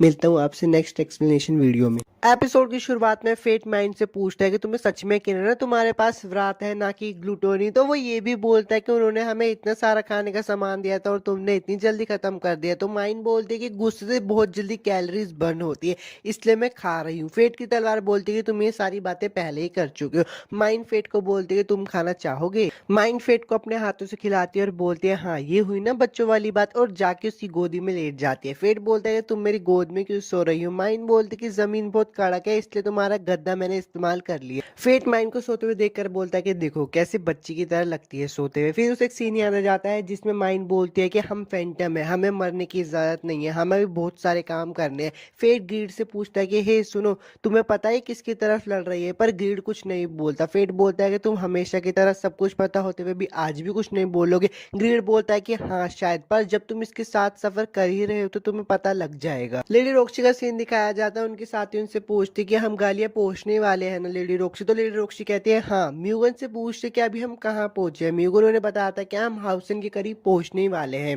वो लोग कैसल की तरफ पहुंच जाते हैं तो मिलिया उसको देखकर बोलते कि वाओ ये कैसल कितना बड़ा है। तो लेडी रोक्सी बोलते कि हाँ ये बड़ा है क्योंकि यहाँ पे पहले आरुन रहा करते थे। मिलिया कहती है अब यहाँ पे कौन रहता है। लेडी रोक्सी से बताते हैं कि जहां तक मुझे यकीन है यहाँ पे क्लिचलोड ने कब्जा कर रखा है और वही यहाँ पे रहता है। वो लोग उस महल के पास जाते हैं तो मिलिया उसे देखकर बोलते कि पास से देख के जाए तो ये बहुत टूटा हुआ लगता है। लेडी रोक्सी कहते कि हाँ तुम सही तो कह रही हो, पर यहाँ पे किसी मोन्स्टर का एहसास नहीं हो रहा। म्यूगन कहता है कि हाँ मुझे लगता है हाल ही में इस जगह को आजाद किया गया है। तभी वहां पे आ जाते हैं हमारे हीरो आरुन और बोलता है तुम सबका यहाँ पे स्वागत है, मैं हूँ आरुन। वीडियो में आगे बढ़ने से पहले मैं आपसे कुछ कहना चाहता हूँ। अगर आपको इसकी एक्सप्लेनेशन अच्छी लगती है और आप इसका नेक्स्ट पार्ट चाहते हो तो यार प्लीज मुझे कमेंट करके जरूर बताना और इस चैनल को सब्सक्राइब भी कर देना नेक्स्ट वीडियोस के लिए। मेरी आरुन को देखकर बोलते कि आप अभी तक रिटायर नहीं हुए, पर लेडी रोक्सी उसको चुप करवा देती है। म्यूगन बोलता है कि सर आपसे मिलना तो बहुत गर्व की बात थी। बारबोटिस फैमिली के हेड और महान तलवारबाज जिसे लाइट ऑफ ब्लेड के नाम से भी जाना जाता था।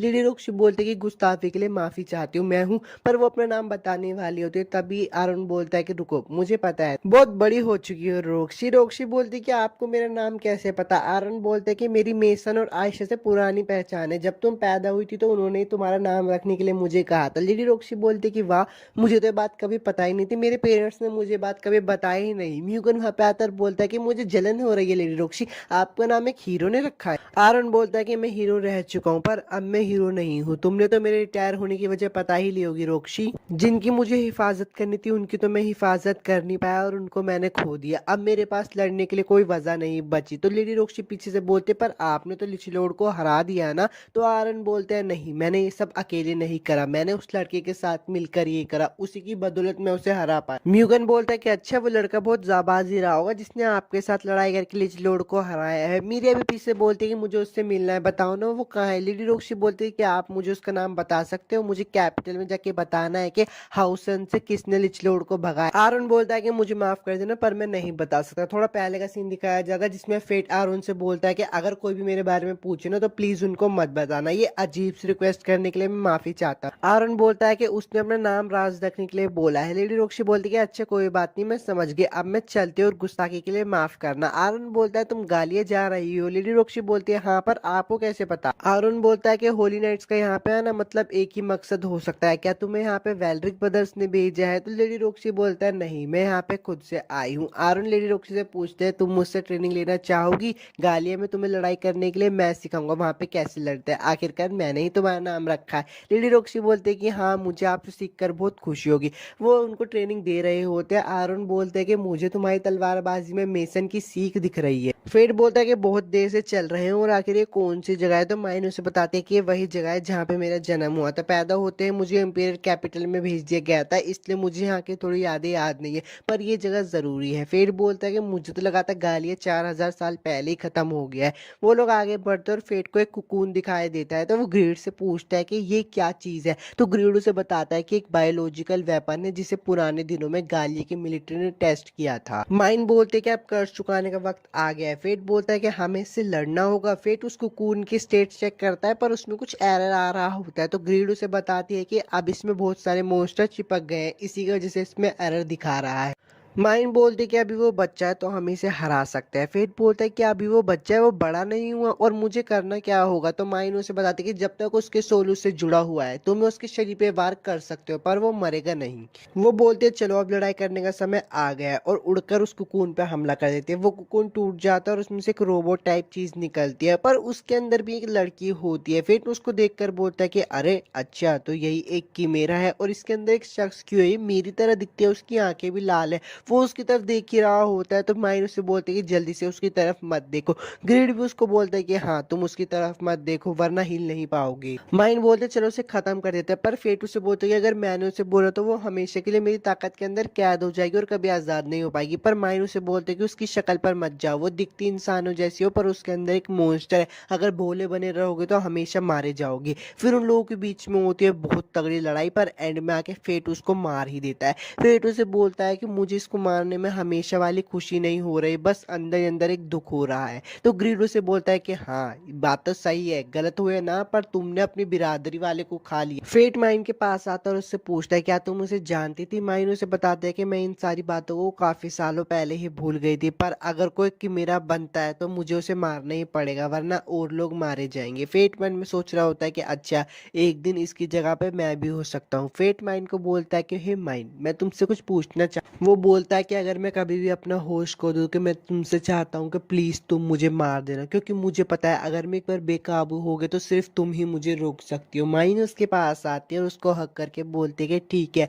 अगर तुम ऐसा चाहते हो तो मैं ऐसे ही करूंगा और उसको हक कर लेती है। फेट बोलता है कि मैं तो बेबीलोन की तरफ जा रहा हूँ, तुम अब क्या करोगे। तो माइन उसको बताते हैं कि अभी भी कुछ काम बाकी है, मैं अपने गाँव को फिर से बनाना चाहती हूँ। फेट वहां से जा ही रहा होता है पर माइन उसको बोलते है कि मुझे लगता है कि हम फिर से मिलने से पहले तो तुम मर जाओगे। पर फेट बोलता है ऐसा कुछ नहीं होगा। फेट भी बेबीलोन पहुंच जाता है तभी उसे आवाज आती है कि रास्ते से हट जाओ, कैपिटल की मालकिन आ चुकी है। वो देखता है कि वहां पे लेडी रोक्सी आ चुके हैं इसलिए वो अपना मास्क लगा लेता है। वो उसको देख ही रहा होता है तभी उसके कान में आवाज आती है कि वो मरने वाली है और तभी वो पीछे मुड़ के देखता है तो कोई भी नहीं होता। वो सोचता है क्या ये मेरा वहम था।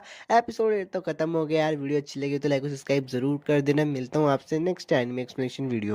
एपिसोड की शुरुआत में फेट बोलता है कि बेबीलोन में कई तरह के वॉरियर्स इकट्ठे होते हैं जैसे कि मार्सेंडरीज, माहिर लड़ाकू रह चुके होली नाइट्स और होली नाइट्स के प्रति नफरत रखने वाले लोग भी। अगर तुम ताकतवर हो बेबीलोन में तभी तुम्हारी गलती को माफ किया जा सकता है वरना नहीं किया जा सकता। दूसरे शब्दों में उन्हें मॉन्स्टर से निपटने के लिए हर तरह की मदद की जरूरत होती है। वो बोलता है कि ये जगह मेरे लिए बिल्कुल परफेक्ट है। अब सीन चेंज हो जाता है, लेडी रोक्सी का सीन दिखाया जाता है। उनके पास एक बंदा आता है और बोलता है मैं हूँ नॉर्दर्न अलिस्टेयर, 5 महान फैमिलीज में से किसी एक की सेवा कर पाना मेरे लिए बहुत गर्व की बात है लेडी रोक्सी। तो लेडी रोक्सी बोलती है आप मेरे पिता की गैर हाजिर में बेबीलोन को संभाल रहे थे, आपकी सेवा के लिए बहुत बहुत शुक्रिया। तो अलिस्टेयर बोलता है नहीं मैं सर मेसन को बचा नहीं पाया, उनकी सेवा करते हुए भी उन्हें बचा नहीं सका, मुझे माफ कर देना। लेडी रोक्सी हैरान होकर बोलती जब उनकी मौत हुई तो तुम उनके साथ थे। नॉर्दर्न बोलता है हाँ। लेडी रोक्सी से बोलती कि अपना सर उठाओ, मैं यहाँ हुक्म के चलते और अपने पिता के नक्शे कदम पर चलने आई हूँ, हमें मॉन्स्टर्स को मारकर लोगों की और गालिया की हिफाजत करने दीजिए। ये सब देखकर मीरिया बोलते कि वो लेडी रोक्सी को प्यार भरी नजरों से देख रहा है, उनकी पवित्रता खतरे में है, मुझे कुछ करना ही होगा। तभी म्यूगन उसे पकड़ लेता और बोलता है कि होली नाइट से पंगा लोग तो सर अलग कर दिया जाएगा। लेडी रोक्सी पीछे मुड़ते और बोलते कि मीरिया और म्यूगन चलो इस शहर को घूमते हैं। फेट का सीन दिखाया जाता है। फेट बोलता है कि रहने के लिए 10 कॉइन और नाश्ते के लिए 1, कितने भी पैसे यहाँ पे ले आओ फिर भी यहाँ पे कम ही रहते हैं। तब ग्रिड बोलते कि फेट अपनी साइड में देखो, वो मैन मुझे अपनी तरफ बुला रही है। फेट बोलता है कि तो बड़ी महंगी लगती है। ग्रिड बोलता है ज्यादा कंजूस मत बनो। तभी बाहर एक बंदा आता है और बोलता है कि आपका स्वागत है, आपको कुछ चाहिए। पर जैसे वो फेट के कपड़े दिखते तो फेट के कपड़ों को छूने लगता है। फेट बोलता है तुम क्या कर रहे हो। वो बंदा बोलता है कि आग की गोली की करतूत है, नहीं शायद और भी गर्म चीज ने इसको फाड़ दिया है। फेट बोलता है आपको कैसे पता चला। वो बंदा बोलता है कि अच्छे तो मैंने सही अंदाजा लगाया था। ग्रिड बोलता है कि इस बंदे की निगाह चील की तरह है, बिल्कुल हम इस पे भरोसा कर सकते हैं। है, इससे मैन के बारे में पूछो। फेट बोलता है कि ये मैन मुझे खरीदनी है, इसकी कीमत क्या है? तो वो बंदा बोलता है कि तो बस दिखाने के लिए, अगर तुम्हारे मैन चाहिए तो मैं तुम्हारी तलवार के लिए दूसरी बना दूंगा, मुझे अपनी तलवार दिखाओ। तो फेट उसे अपनी तलवार दिखाता है। अब दुकान के अंदर का सीन दिखाया जाता है। वो बंदा कहता है कि तुम्हारी तलवार तो बहुत लाजवाब है। ग्रीड बोलता है कि तुमने सुना, एक सुनारी सोने को परख सकता है, मैं इतना हूं ही महान कि मेरी महानता छुपाए भी नहीं छुपती। फेट बोलता है कि अच्छा, तो इसके मैन बनाने के लिए कितने रुपए लगेंगे? वो बंदा बोलता है कि 500 गोल्ड कॉइन। फेट सुन के हैरान हो जाता है और दुकान से बाहर आ जाता है, कहता है रहने दो।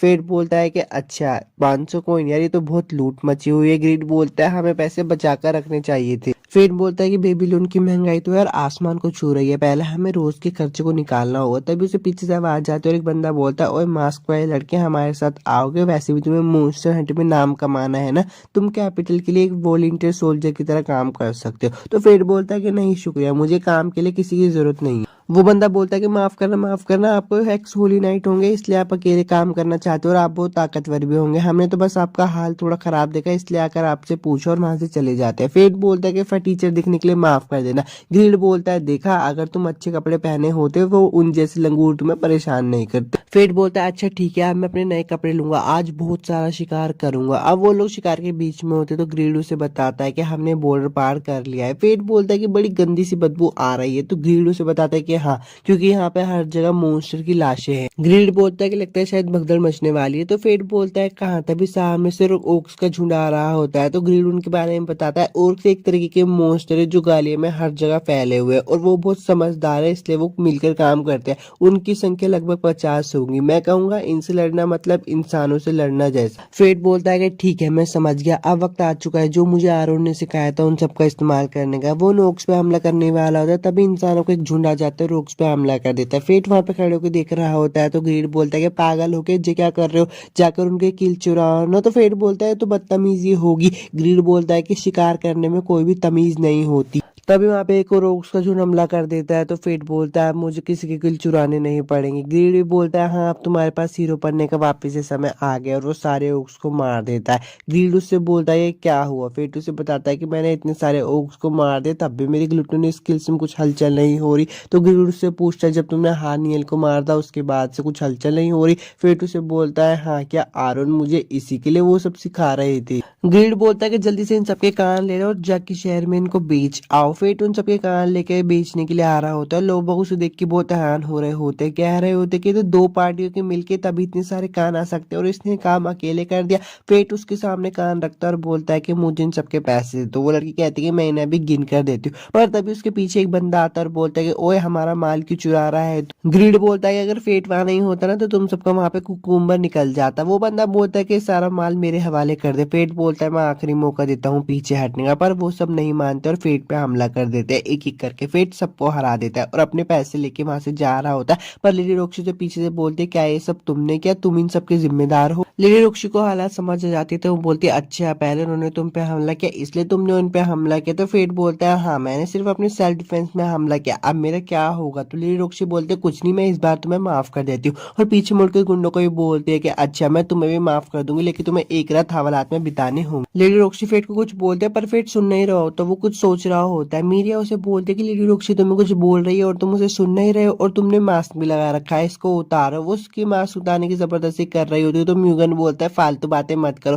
लेडी रोक्सी बोलती है इसकी कोई जरूरत नहीं है। वो फेट से माफी मांगते और बोलते हैं कोई परेशानी खड़ी मत करना और थोड़े अच्छे से कपड़े बदल लो। ये बात सुन के तो फेट वहां से भाग जाता है। फेट बाहर आ जाता है तो ग्रिलू से बोलता है कि देखो अब लेडी रोक्सी ने भी बोल दिया, तुम्हें अपने आप को साफ कर लेना चाहिए और अच्छे कपड़े पहन लेना चाहिए और तुम्हें मेरे लिए म्यान खरीदनी चाहिए। तो फेट बोलता है कि अभी हमारे पास इतने पैसे नहीं है, हमें पहले कमाने होंगे। तभी वहां पे वो दुकान का बंदा आ जाता है और बोलता है कि मैंने सुना कि तुमने गिल्ड में सारे गुंडों को हरा दिया, क्या तुम लड़ाई करते हुए मेरे गियर पहनना चाहोगे? फेट बोलता है कि इतनी जल्दी इसकी खबर बन भी गई? वो बंदा बोलता है कि अरे मैंने अपना नाम तो बताया नहीं, मेरा नाम है जेट और मैं 3 महीनों से गियर की दुकान चला रहा हूँ। अब वो लोग दुकान के अंदर आ जाते तो फेट उसे बोलते कि अच्छा, तो अभी तुमने नाम नहीं बनाया इसलिए तुम चाहते हो कि मैं तुम्हारे कपड़े पहन के तुम्हारा प्रमोशन करूँ? तो वो बंदा कहता है कि हाँ, मुझे किसी ऐसे बंदे की तलाश थी जो कि मेरे गियर्स को पहन के मेरा नाम बढ़ा सके, तो क्या तुम मेरे साथ काम करना चाहोगे? फेट बोलते हैं कि हाँ, इस ऑफर को मना करने की कोई वजह नहीं है। वो उसे अपने कपड़े पहना देता है और बाद में बोलता है लाओ 800 रुपए दे दो। फेट बोलता है मुझे तो लगा ये फ्री था। फेट बोलता बोलता है कि जैसे ही मैं पैसे कमा रहा हूँ उतनी तेजी से मेरे पैसे जा रहे हुए हैं। अब उसको भूख लगने लगती है तो वो एक पब में चला जाता है। वहां पे एक लड़की होती है जिसे देख के उसकी नजरें नहीं हट रही होती। फेट बोलता है यार ये क्या भला है। वो लड़की फेट के पास आती है और बोलती है मुझे तुम्हारा इंतजार था फेट।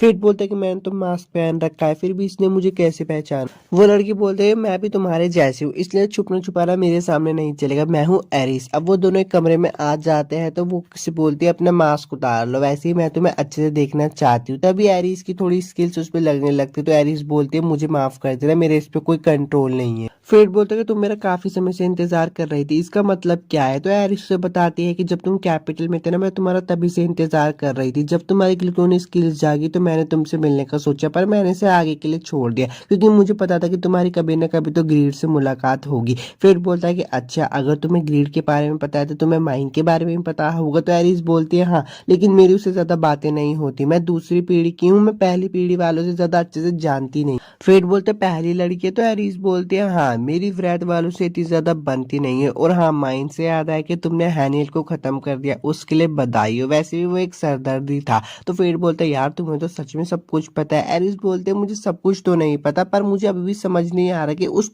खून को वहां पे फेंका किस। एरिस बोलते कि चलो अब ये सब छोड़ो सीधा काम की बात पर आते हैं। फेट बोलता है कि हैं तो अब तक हम सारी बातें क्या कर रहे थे। एरिस उसे बोलते कि डेडली सिन के साथ साथ होते हुए मैं एक किंगडम की गार्डियन भी हूँ, मेरे लिए किंगडम के काम लोगों से ऊपर है, सीधा कहूँ तो मैं उज्जवल भविष्य के लिए काम कर रही हूँ। तो फेट बोलता है तुम कहना क्या चाहती हो। एरिस उसे बोलते कि मेरे को पता है लेडी रोक्सी गालिये में मरने वाली है। फेट को गुस्सा जाता है और बोलता है ये कैसा बेहुदा मजाक है, तुम चाहती हो कि लेडी रोक्सी मर जाए। एरिस बोलते हैं लेडी रोक्सी की मौत से हमें बहुत फायदा होगा। तो फेट बोलता है कि उनकी मौत से किसी को फायदा नहीं होगा और वहां से चला जाता है। एरिस बोलते हैं कि प्लान तो शुरू हो चुका है, एपिसोड 9 खत्म हो चुका है, अब एपिसोड 10 की तरफ चलते हैं। एपिसोड की शुरुआत में नॉर्दर्न लेडी रोक्सी से बोलता है कि जिस फोर्स को हमने गाली से सामान लाने के लिए भेजा था उससे हमारा कॉन्टेक्ट टूट गया है। तो लेडी रोक्सी बोलते हैं कॉन्टेक्ट टूट गया इसकी कोई वजह पता है। नॉर्दर्न बोलता है कि नहीं। लेडी रोक्सी बोलते कि अच्छे तो बताओ उनका कॉन्टेक्ट कहाँ टूटा। नॉर्दर्न उन्हें बताता है कि ग्रेट रवाइन में। लेडी रोक्सी बोलती है कि हम उन्हें बचाने के लिए जा रहे हैं। साथ में फेट बोलता है कि मैजिक क्रिस्टल। तो जेड बोलता है कि हाँ इस तलवार की मैन बनाने के लिए उनकी जरूरत पड़ेगी पर हाल ही में उनका मिलना मुश्किल हो गया है। तो फेट बोलता है इनका माल भी नहीं आ रहा। जेड उसे बताता है कि रॉयल आर्मी मैजिक क्रिस्टल की सप्लाई पर नजर रखती है इसलिए मुझे नहीं पता। ग्रीड फेट से बोलता है कि हमें क्रिस्टल को लेके ही आना होगा। तो फेट जेड से पूछता है कि मैं क्रिस्टल लेके आ जाऊंगा, मुझे बता दो कि वो कहाँ मिलेंगे। जेड बताता है कि वो गालिया में मिलेंगे। ग्रीड बोलता है कि कोई दिक्कत नहीं है हम आसानी से लेकर आ जाएंगे। फेट बोलता है कि ठीक है मैं लेकर आ जाऊंगा। जेड बोलता है अच्छा तो मैं तुम्हें डिस्काउंट दूंगा। अब वो उस नक्शे में बता रहा है कि ये वही नक्शा है जो मेरे मास्टर मटेरियल इकट्ठा करने के लिए इस्तेमाल करते। ग्रीड बोलता है कि ठीक है मतलब हमें हमारी म्यान को बनाने के लिए नए संवर पर निकलना होगा। वो लोग सफर में बहुत सारे मॉन्स्टर से भी मिलते हैं और उनको मार भी देते हैं। लेडी रोक्सी का सीन दिखाया जाता है। मीरिया उनको बुलाती है और बोलती है कि लेडी रोक्सी ये देखिए। पीछे से नॉर्दर्न ने बोलता है कि हाँ यहाँ पे कंपास काम नहीं करते। मीरिया बोलती है तो हम गेट रिवाइन के रास्ते का पता कैसे लगाएंगे। तो म्यूगन बोलता है कि चांद और सितारों की पोजीशन से हम दिशा का पता लगाते हैं लेकिन आज तो बादल छाए हुए हैं। लेडी रोक्सी बोलती है हाँ चांद भी नहीं दिखाई दे रहा। लेडी रोक्सी ने बताती है कि जहाँ पे ओर्स की संख्या ज्यादा होती है वहाँ पे गालिया का रास्ता होता है थोड़ा बहुत। तो म्यूगन बोलता है कि फिर तो बस हमें ओर्स का पीछा करना है और हमें गालिया में जाने की दिशा मिल जाएगी। तो लेडी रोक्सी बोलते हैं कि इसमें थोड़ा खतरा है क्योंकि यहाँ पे ओर्स के अलावा और भी बहुत सारे मॉन्स्टर है, यहाँ पे क्राउन बीस्ट भी होते हैं, हमें बहुत ध्यान से जाना होगा। फेट का सीन दिखाया जाता है। ग्रीड से बोलता है कि काफी समझदार हो गए हो। तो फेट बोलता है कहना क्या चाहते हो। ग्रीड बोलता है कि योद्धा को लड़ाई करने से पहले आराम करना चाहिए। फेट बोलता है चुप करो, आंखें बंद कर लेता है। आंखें बंद करने पे वो एक जगह पे आ जाता है जो कि पूरी सफेद होती है। तभी उसके सामने वही लड़की आती है जिसको उसने मारा था। वो लड़की कुछ बोल रही होती है पर वो उसे सुन नहीं पा रहा होता क्योंकि वहां पे हल्ला बहुत ज्यादा होता है। वो कहना क्या चाहती थी अचानक से वहां का वातावरण बदल जाता है और खून ही खून आ जाता है। कुछ लोग फेट को नीचे खींच रहे होते हैं पर वो फेट का एक सपना होता है। फेट उठकर बोलता है कि वो क्या था और वो ये भी बोलता है कि मुझे यहाँ पे कुछ मॉन्स्टर की मौजूदगी हो रही है। ग्रीड से बताता है कि ये मॉन्स्टर नहीं है, ये कोई क्राउन बीस्ट है। फेट बोलता है कि मुझे कुछ दिखाई नहीं दे रहा। तो ग्रीड बोलता है कि अपने नाइट विजन का इस्तेमाल करो ना। वो अपनी नाइट विजन का इस्तेमाल करता है तो उसे पता चलता है कि वहां तो छिपकलियां है और वो पूरी 4 है। वो कहता है कि तो बहुत आसान है और वो सारी छिपकलियों को मार देता है। लेडी रोक्सी का सीन दिखाया जाता है जो कि सो रही होती है पर उनपे बहुत सारी छिपकलियों ने हमला कर दिया होता है। वो कहती है कि नॉर्दर्न कहाँ है। वो नॉर्दर्न की तरफ देखती है पर उसको बहुत ज्यादा चोट लगी होती है। मीरिया बोलती है कि अगर लेडी रोक्सी को कुछ हुआ ना तो मैं तुम सबको छोड़ूंगी नहीं। वो अपनी तलवार का इस्तेमाल करके उस छिपकली पे हमला करते हैं पर उस छिपकली को कुछ नहीं होता और उसको पीछे धकेलती है। म्यूगन कहता है कि तुम्हें ये नहीं पता कि अगर तुम छिपकली के ऊपर जादू की तलवार मारोगे तो उसे कुछ नहीं होता है। लेडी रोक्सी से बचा रही होती है, पर तभी एक छिपकली उस पर हमला करने वाली होती है, पर फेट आके उसे बचा लेता है और बोलता है कि यहाँ पे और भी है, और फेट सारी छिपकलियों को वहां पे मार देता है। लेडी रोक्सी बोलते हैं कि तुम्हारा शुक्र है, तुमने मेरे और सैनिक मरने से बचा लिए और तुमने मीरिया की भी मदद की। मीरिया बोलते कि मैंने इसे थोड़ी ना मदद मांगी थी, और लेडी रोक्सी आपकी हिफाजत तो मुझे करनी थी। म्यूगन बोलता है कि बेवकूफ, थोड़ी तो शर्म करो, उससे तुम्हारी जान बचाइए। म्यूगन बोलता है कि हम फिर से मिल गए, मैं हूँ इस यूनिट का कैप्टन, मेरा नाम है म्यूगन। लेडी रोक्सी बोलती है कि यह है नॉर्दन और अब ये बेबीलोन की सुरक्षा कर रहा है। नॉर्दन बोलता है कि तुम्हारा शुक्रिया, तुमने हमारी जान बचा ली। फेट बोलता है कि इन सब की कोई जरूरत नहीं है, पर मुझे अभी एक बात की बहुत चिंता हो रही है, और वो एक छिपकली के ऊपर निशान दिखाता है। लेडी रोक्सी पास जाकर बोलती है कि हाँ, इस वाली छिपकली के पास भी ऐसा ही निशान है। मीरिया बोलती है कि चारों छिपकली पर एक ही निशान है। फेट बोलता है यहाँ पर चल क्या रहा है। म्यूगन उसे बताता है कि आमतौर पर क्राउन ब्रिज कभी साथ में काम नहीं करते। मीरिया बोलती है कि मुझे ऐसा लगा वो लोग लेडी रोक्सी के पीछे थे। लेडी रोक्सी बोलती है कि मुझे लगता है बस इस जरूर कोई इत्तेफाक होगा। पीछे से नॉर्दन बोलता है कि पता नहीं गालिया में क्या हो रहा होगा, जबकि डिवाइन ड्रैगन भी जाग चुका है अपने घोंसले से। वो लोग ग्रेट रिवाइन पहुंच जाते हैं तो फेट बोलता है मदद पाकर खुशी हुई। म्यूगन बोलता है कि किस्मत की बात है, हम एक ही तरफ जा रहे हैं। लेडी रोक्सी हाथ आगे बढ़ाते और बोलते मैं तुम्हारी दुआ करूंगी कि तुम्हारी जर्नी अच्छी जाए। फेट उनसे हाथ मिलाने के लिए घबरा रहा होता है क्योंकि वो उनका दिमाग पढ़ सकता है, पर जल्दी से मीरिया आके उसके हाथ को पकड़ लेती है और फेट उसका दिमाग पढ़ लेता है। मीरिया मन में कह रही होती है कि मेरी लेडी रोक्सी की हिफाजत तो मैं ही करूंगी, निकल जा कीड़े यहाँ से। लेडी रोक्सी बोलती है कि इसकी तरफ से मैं माफी मांगती, और वो लोग वहां से चले जाते हैं। सुबह का सीन दिखाया जाता है। फेट एक जगह पे आ जाता है और बोलता है कि यहाँ की हवा तो बहुत ताजी और अच्छी। ग्रीड बोलता है कि शायद ये लड़ाइयों का असर होगा जो कि यहाँ पे पहले हुई थी। अब वो लोग थोड़ा आगे बढ़ते हैं तो फेट एक चीज को देखता है, वहां पे एक मॉन्स्टर पत्थर में जमा हुआ होता है। ग्रीड उसे बोलता है कि इसका इस खास माहौल से कुछ लेना देना होगा। फेट आगे बढ़ रहा होता है और उसको एरिस दिखाई देती है। वो एरिस की तरफ जाता है, पर एरिस तो वहां से निकल जाती है। ग्रीड उसको बोलता है कि उधर देखो। वो उधर देखता है और वहां पे हैरान हो जाता है क्योंकि वहां पे किमेरा होता है। वो कहता है ये हिल नहीं रहा है, तो ग्रीड उसे बोलता है कि ये कोई प्रोटोटाइप होगा और इसमें कोर भी नहीं है, शायद इसे प्राचीन लड़ाइयों में इस्तेमाल किया गया होगा और बाद में इसे दफन कर दिया गया होगा, और फिर जमीन खिसकने के बाद उसका सर बाहर आ गया। फिर बोलता है कि फिर तो यहाँ पे और भी जमीन खिसकी होगी। वो आगे जाके देखते तो वहां पे 3 जमीन खिसकी होती है। वहां पे 3 प्रोटोटाइप होने चाहिए थे, पर वहां पे 2 गायब होते हैं। फिर समझ जाता है कि ये जरूर एरिस की चाल होती है। तभी उसे वहां पे किसी के चिल्लाने की आवाज आती है। फिर बोलता है कि वो तो ईस्ट की तरफ से आ रही है, और वहीं पर ही लेडी रोक्सी गई। लेडी रोक्सी का सीन दिखाया जाता है जिनके ऊपर 2 प्रोटोटाइप हमला कर रहे होते हैं। मीरिया बोलते हैं कि मैं लेडी रोक्सी की जान बचाऊंगी चाहे कुछ भी हो जाए, और उस पर दोनों प्रोटोटाइप हमला कर देते हैं, पर म्यूगन उसे आगे बचा लेता है और म्यूगन को चोट लग जाती है। फेट भी वहां पे आ जाता है और एक प्रोटोटाइप पे हमला कर देता है। फेट बोलता है कि तुम ठीक तो हो। लेडी रोक्सी बोलती है कि हाँ मैं तो ठीक हूँ, लेकिन म्यूगन मीरिया को बचा रहा था और उसको चोट लग गई, और नॉर्दन की भी हालत खराब है।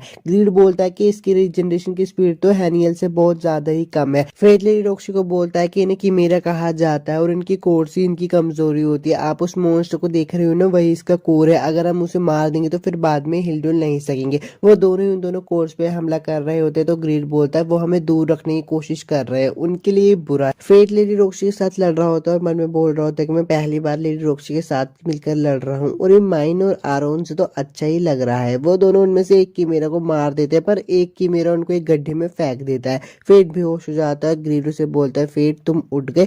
फेट कहता है कि अच्छा, तो हम वहां से नीचे गिरे थे। फेट ने मास्क नहीं लगा रखा होता और उसकी गोदी में लेडी रोक्सी सो रही होती है। वो कहते हैं कि अरे यार ये तो बहुत प्रॉब्लम हो जाएगी। वो अपने मुंह को छुपा लेता है क्योंकि लेडी रोक्सी उठ जाती है। वो उठने की कोशिश कर रही होती है पर वो उठ नहीं पाती। लेडी रोक्सी कहती है अगर मैं थोड़ा सा आराम करूंगी तो मैं ठीक हो जाऊंगी। फेट बोलता है कि ये हुई ना खोरी नाइट वाली बात। फेट बोलता है कि अगर जमीन नहीं किसकी होती तो हमने उसकी मेरा को हरा ही दिया होता। लेडी रोक्सी बोलती है कि मेरा क्या होता है। फेट ने बताता है कि एक आर्टिफिशियल मॉन्स्टर है जो कि गालिया में 4000 साल पहले बने थे। लेडी रोक्सी बोलती है कि मुझे जानना है तुम्हें किमेरा के बारे में किसने बताया। फेट बोलता है कि इसके बारे में मुझे गालियन ने बताया। तो लेडी रोक्सी बोलती है कि अच्छा, एक जवान सी लड़की जो कि हाथों में कुल्हाड़ी लेके घूमती है, मैंने उसे बहुत बार अपने इलाके में देखा है, और बेबीलोन की लोड के ऊपर उसने अपने कुल्हाड़ी से वार किया था। फेट बोलता है कि हाँ, बड़ी खतरनाक लड़की लगती है। लेडी रोक्सी बोलती है कि अफवाह है कि वो एक स्कल मास्क वाले पहने जैसे जवान आदमी के साथ घूमती है। फेट बोलता है कि अच्छा ठीक है, देखो मत, हाँ मैं ही हूँ जो उस लड़की के साथ सफर कर रहा हूँ। लेडी रोक्सी उसको देख रही होती है तो फेट बोलते कि आप मुझे ऐसे क्यों देख रहे हो। लेडी रोक्सी बोलते है कि जो मैं देखकर मुझे किसी अपने की याद आती है,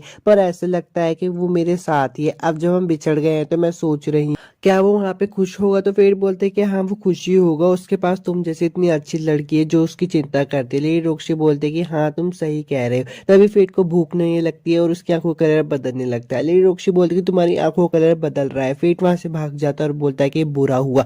तभी वहां पे उसके ऊपर वो किमेरा हमला कर देता है। फेट उस किमेरा को भी मार देता है। वो कहता है कि अच्छा, अब तो मुझे पता चल गया कि लेडी रोक्सी के पीछे कोई तो पड़ा है उनकी जान लेने के लिए। लेडी रोक्सी आ जाती है वहां पे तो फेट बोलता है आप चिंता करने की कोई बात नहीं, मैंने इस किमेरा को हरा दिया। पर वहां पे जमीन खिसकने वाली होती है, इसलिए फेट लेडी रोक्सी को बचा लेता है। वो देखते हैं कि म्यूगन और मीरिया उन लोगों को बचाने आ गए। एपिसोड 10 खत्म हो चुका है। एपिसोड 11 के एक्सप्लेनेशन को शुरू करते हैं। एपिसोड की शुरुआत में लेडी रोक्सी बोलते कि अब अपनी तलवार निकालो, मैं तुम्हें लड़ाई के लिए चुनौती देती हूँ। तो फेट बोलता है मैंने कुछ किया है क्या? मीरिया वहां पे आती है और बोलती है प्लीज मासूम मत बनो, तुमने लोगों के साथ झगड़ा किया है और उनकी प्रॉपर्टी तोड़ी है। तो फेट बोलता है कि मैंने तो इसलिए किया क्योंकि उन्होंने पहले मुझ पे हमला किया। तो लेडी रोक्सी बोलती है कि फिर भी मैं अहिंसा नहीं सहन कर सकता। फेट बोलता है कि तो मैं क्या करूं? लेडी रोक्सी बोलती है कि तुम रॉयल आर्मी को ज्वाइन कर लो, ऐसा करने से घमंडी वॉरियर भी तुमसे पंगा लेने से डरेंगे। तो फेट बोलता है मेरी चिंता करने के लिए शुक्रिया, पर मैं ये सब नहीं करने वाला। लेडी रोक्सी बोलती है कि मुझे पता था तुम यही जवाब दोगी। लेडी रोक्सी बोलते हैं अगर तुम मेरी बात नहीं मानोगे तो तुम्हें सलाखों के पीछे जाना होगा। फेट बोलता है कि मुझे मंजूर नहीं और अपनी तलवार निकाल लेता है। लेडी रोक्सी बोलते है कि तुम बिना मैन निकाले ही तलवार से लड़ोगे, अगर टूट जाए तो नाराज मत होना।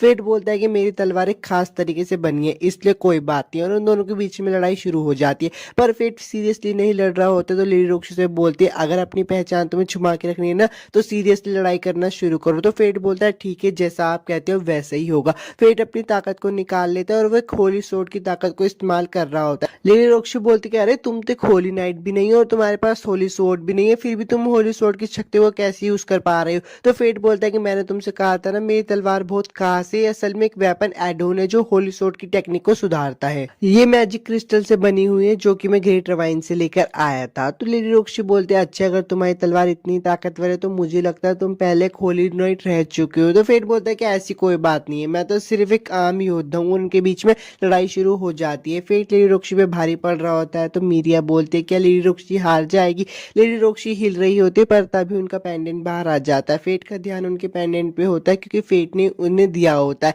इसी मौके का फायदा उठा के लेडी रोक्सी फेट को हरा देती है और बोलती तुम्हारा ध्यान कहाँ था? मीरिया बोलती कि मुझे तो पता था, लेडी रोक्सी इस चिरकुट से तो कभी हार ही नहीं सकती। लेडी रोक्सी फेट को बोलती कि तुम अचानक से इतने शांत कैसे हो गए? फेट बोलता है कि तुम कहना क्या चाहती हो, मैं ऐसा ही हूँ। लेडी रोक्सी बोलती है मुझे पागल मत बनाओ। फेट बोलता है कि अच्छा चलो जो भी हो, मैं यहाँ से जा रहा हूँ। लेडी रोक्सी बोलती कि सुनो, तुम्हारी तलवारबाजी का तरीका क्या तुमने सर आरोन से सीखा है? मैंने भी उनसे ट्रेनिंग ली थी गालियत जाते वक्त। मुझे तुम्हारे हमला करने के तरीके और चाल से उनकी याद आती है। सर आरोन ने मुझसे कहा था कि एक मुसाफिर से मिलने के बाद जो गालियत जा रहा था उसने मुझे हिम्मत दी और मैंने वापस से तलवार उठाने का फैसला किया। और उन्होंने कहा उस मुसाफिर में इतनी ताकत है कि वो खुद उसके सामने कमजोर पड़ गए थे। लेडी रोक्सी बोल रही थी कि अगर तुम वो हो तो, पर तभी फेट उनकी बात काट देता और बोलता है कि अगर मैं वो हूँ भी तो ये मेरी प्रॉब्लम है, तुम्हें गालिया में खुद की हिफाजत पर ध्यान देना चाहिए। और वो दोनों वहां से चले जाते हैं। फेट जाते हुए सोच रहा होता है कि लेडी रोक्सी कितनी ईमानदार और दयालु है, उनकी खुद की जान खतरे में होने के बाद भी उन्हें मेरी फिक्र है। तभी उसे म्यूगन की आवाज आती है और बोलती है कि तुमने कमाल कर दिया, मैंने देखा तुम लेडी रोक्सी के साथ कितने अच्छे तरीके से लड़ रहे थे। फेट बोलता है कि ये तो कुछ भी नहीं था। म्यूगन बोलता है कि तुम सही था किमेरा के बारे में, मेरे स्वर्गवासी पिता और मेरी बेटी किमेरा के बारे में पढ़ाई कर रहे हैं। तो फेट बोलता है कि हमें उससे जाकर मिलना चाहिए।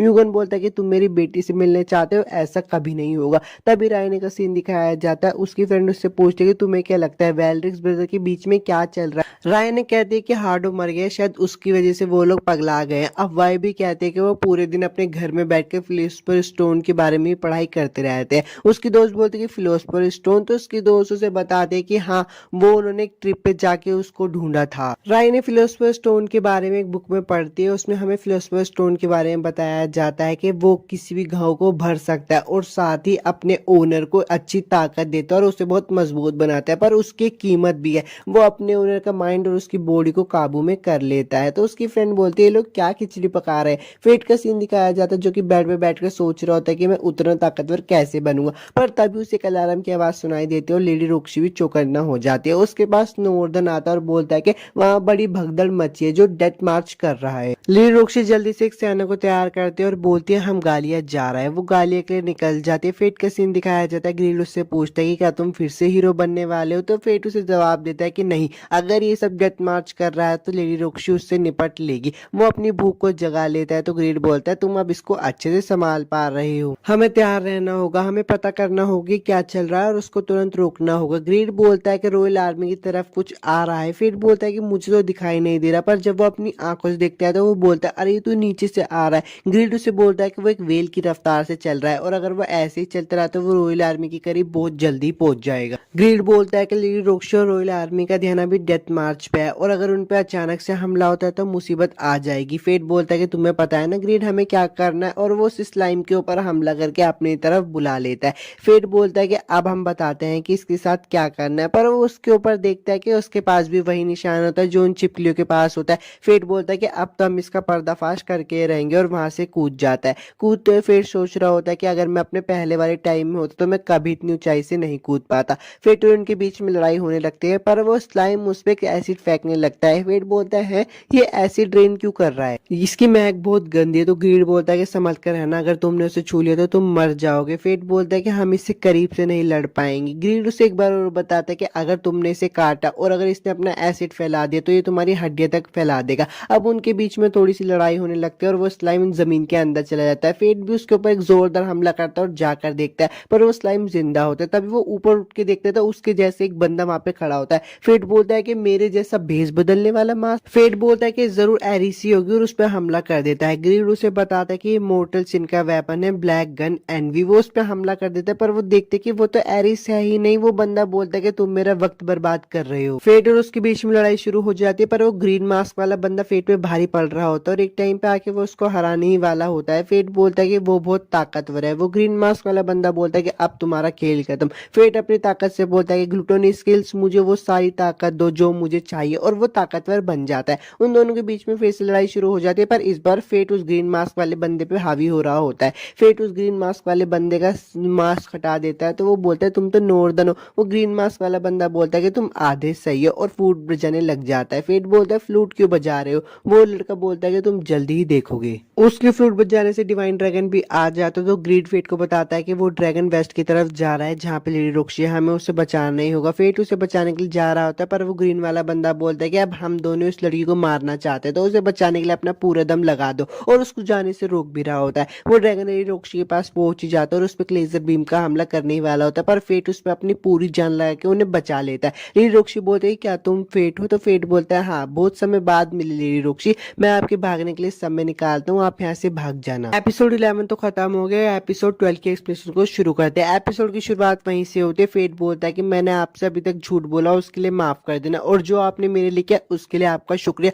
और आगे जाके ड्रैगन से फाइट कर रहा होता है। ड्रैगन से फाइट करने के साथ वो उस ग्रीन मास्क वाले बंदे के साथ भी फाइट कर रहा होता है। वो ग्रीन मास्क वाला बंदा बोलता है कि तू बहुत चालाक है, तूने डिवाइन ड्रैगन पे ऐसी कौन सी आर्ट यूज की जो मैंने आज तक नहीं देखी। अब उन दोनों के बीच में अच्छी लड़ाई चल रही होती है, दोनों एक दूसरे को अच्छी टक्कर दे रहे होते हैं, पर तभी वो लड़का फेट के हाथ काट देता है और बोलते है अब तेरा खेल खत्म। एरिस ने मुझे बोला था कि उसे तुझसे बहुत उम्मीद है, पर इसका कोई फायदा नहीं हुआ। अब जो तूने मुझे दर्द पहुंचाया उसके लिए तुझे कीमत चुकानी ही पड़ेगी। और वो फेट को मार नहीं जा रहा होता, पर फेट पीछे से उसके सीने में तलवार घुसा देता है। वो बंदा बोलता है कि ये तूने कब किया। फेट उसे बोलता है कि मुझे पता था, तो खुद को जीता हुआ समझकर तू मुझे हल्के में लेगा। वो लड़का बोलता है कि तुमने मुझे मारने के लिए अपने हाथ गवा दिए। तो फेट बोलता है कि ये तो बस एक जुआ था, अब मेरे हाथ को अपने साथ ले जाओ, और उसके दो हिस्से कर देता है, पर वो वापस से उस व्हाइट स्क्रीन में आ जाता है। फेट बोलता है कि मैं तो यहाँ पे पहले भी आया हूँ, मुझे ये जगह याद आ रही है। पीछे से आवाज आती है कि मैंने तुम्हें इतनी चेतावनियां दी। फेट उस लड़की को देखकर बोलते कि तुम तो वही लड़की हो ना जो हानियल के कोर में थी। वो लड़की बोलते कि मेरा नाम है लूना और शुक्रिया। फेट बोलते कि तुम मुझे शुक्रिया क्यों कह रही हो। वो लड़की बोलते कि मुझे मारने के लिए। इतनी उदास मत हो, शायद तुमने वो मेरे भले के लिए ही किया था, लेकिन मुझे माफ करना। फेट बोलते कि अब तुम क्यों माफी मांग रही हो। वो लड़की बोलते कि मैं तुम्हारे लिए ज्यादा कुछ नहीं कर पाई, और तभी उसके नीचे की जमीन टूटने लगती है। फेट बोलते कि अच्छा,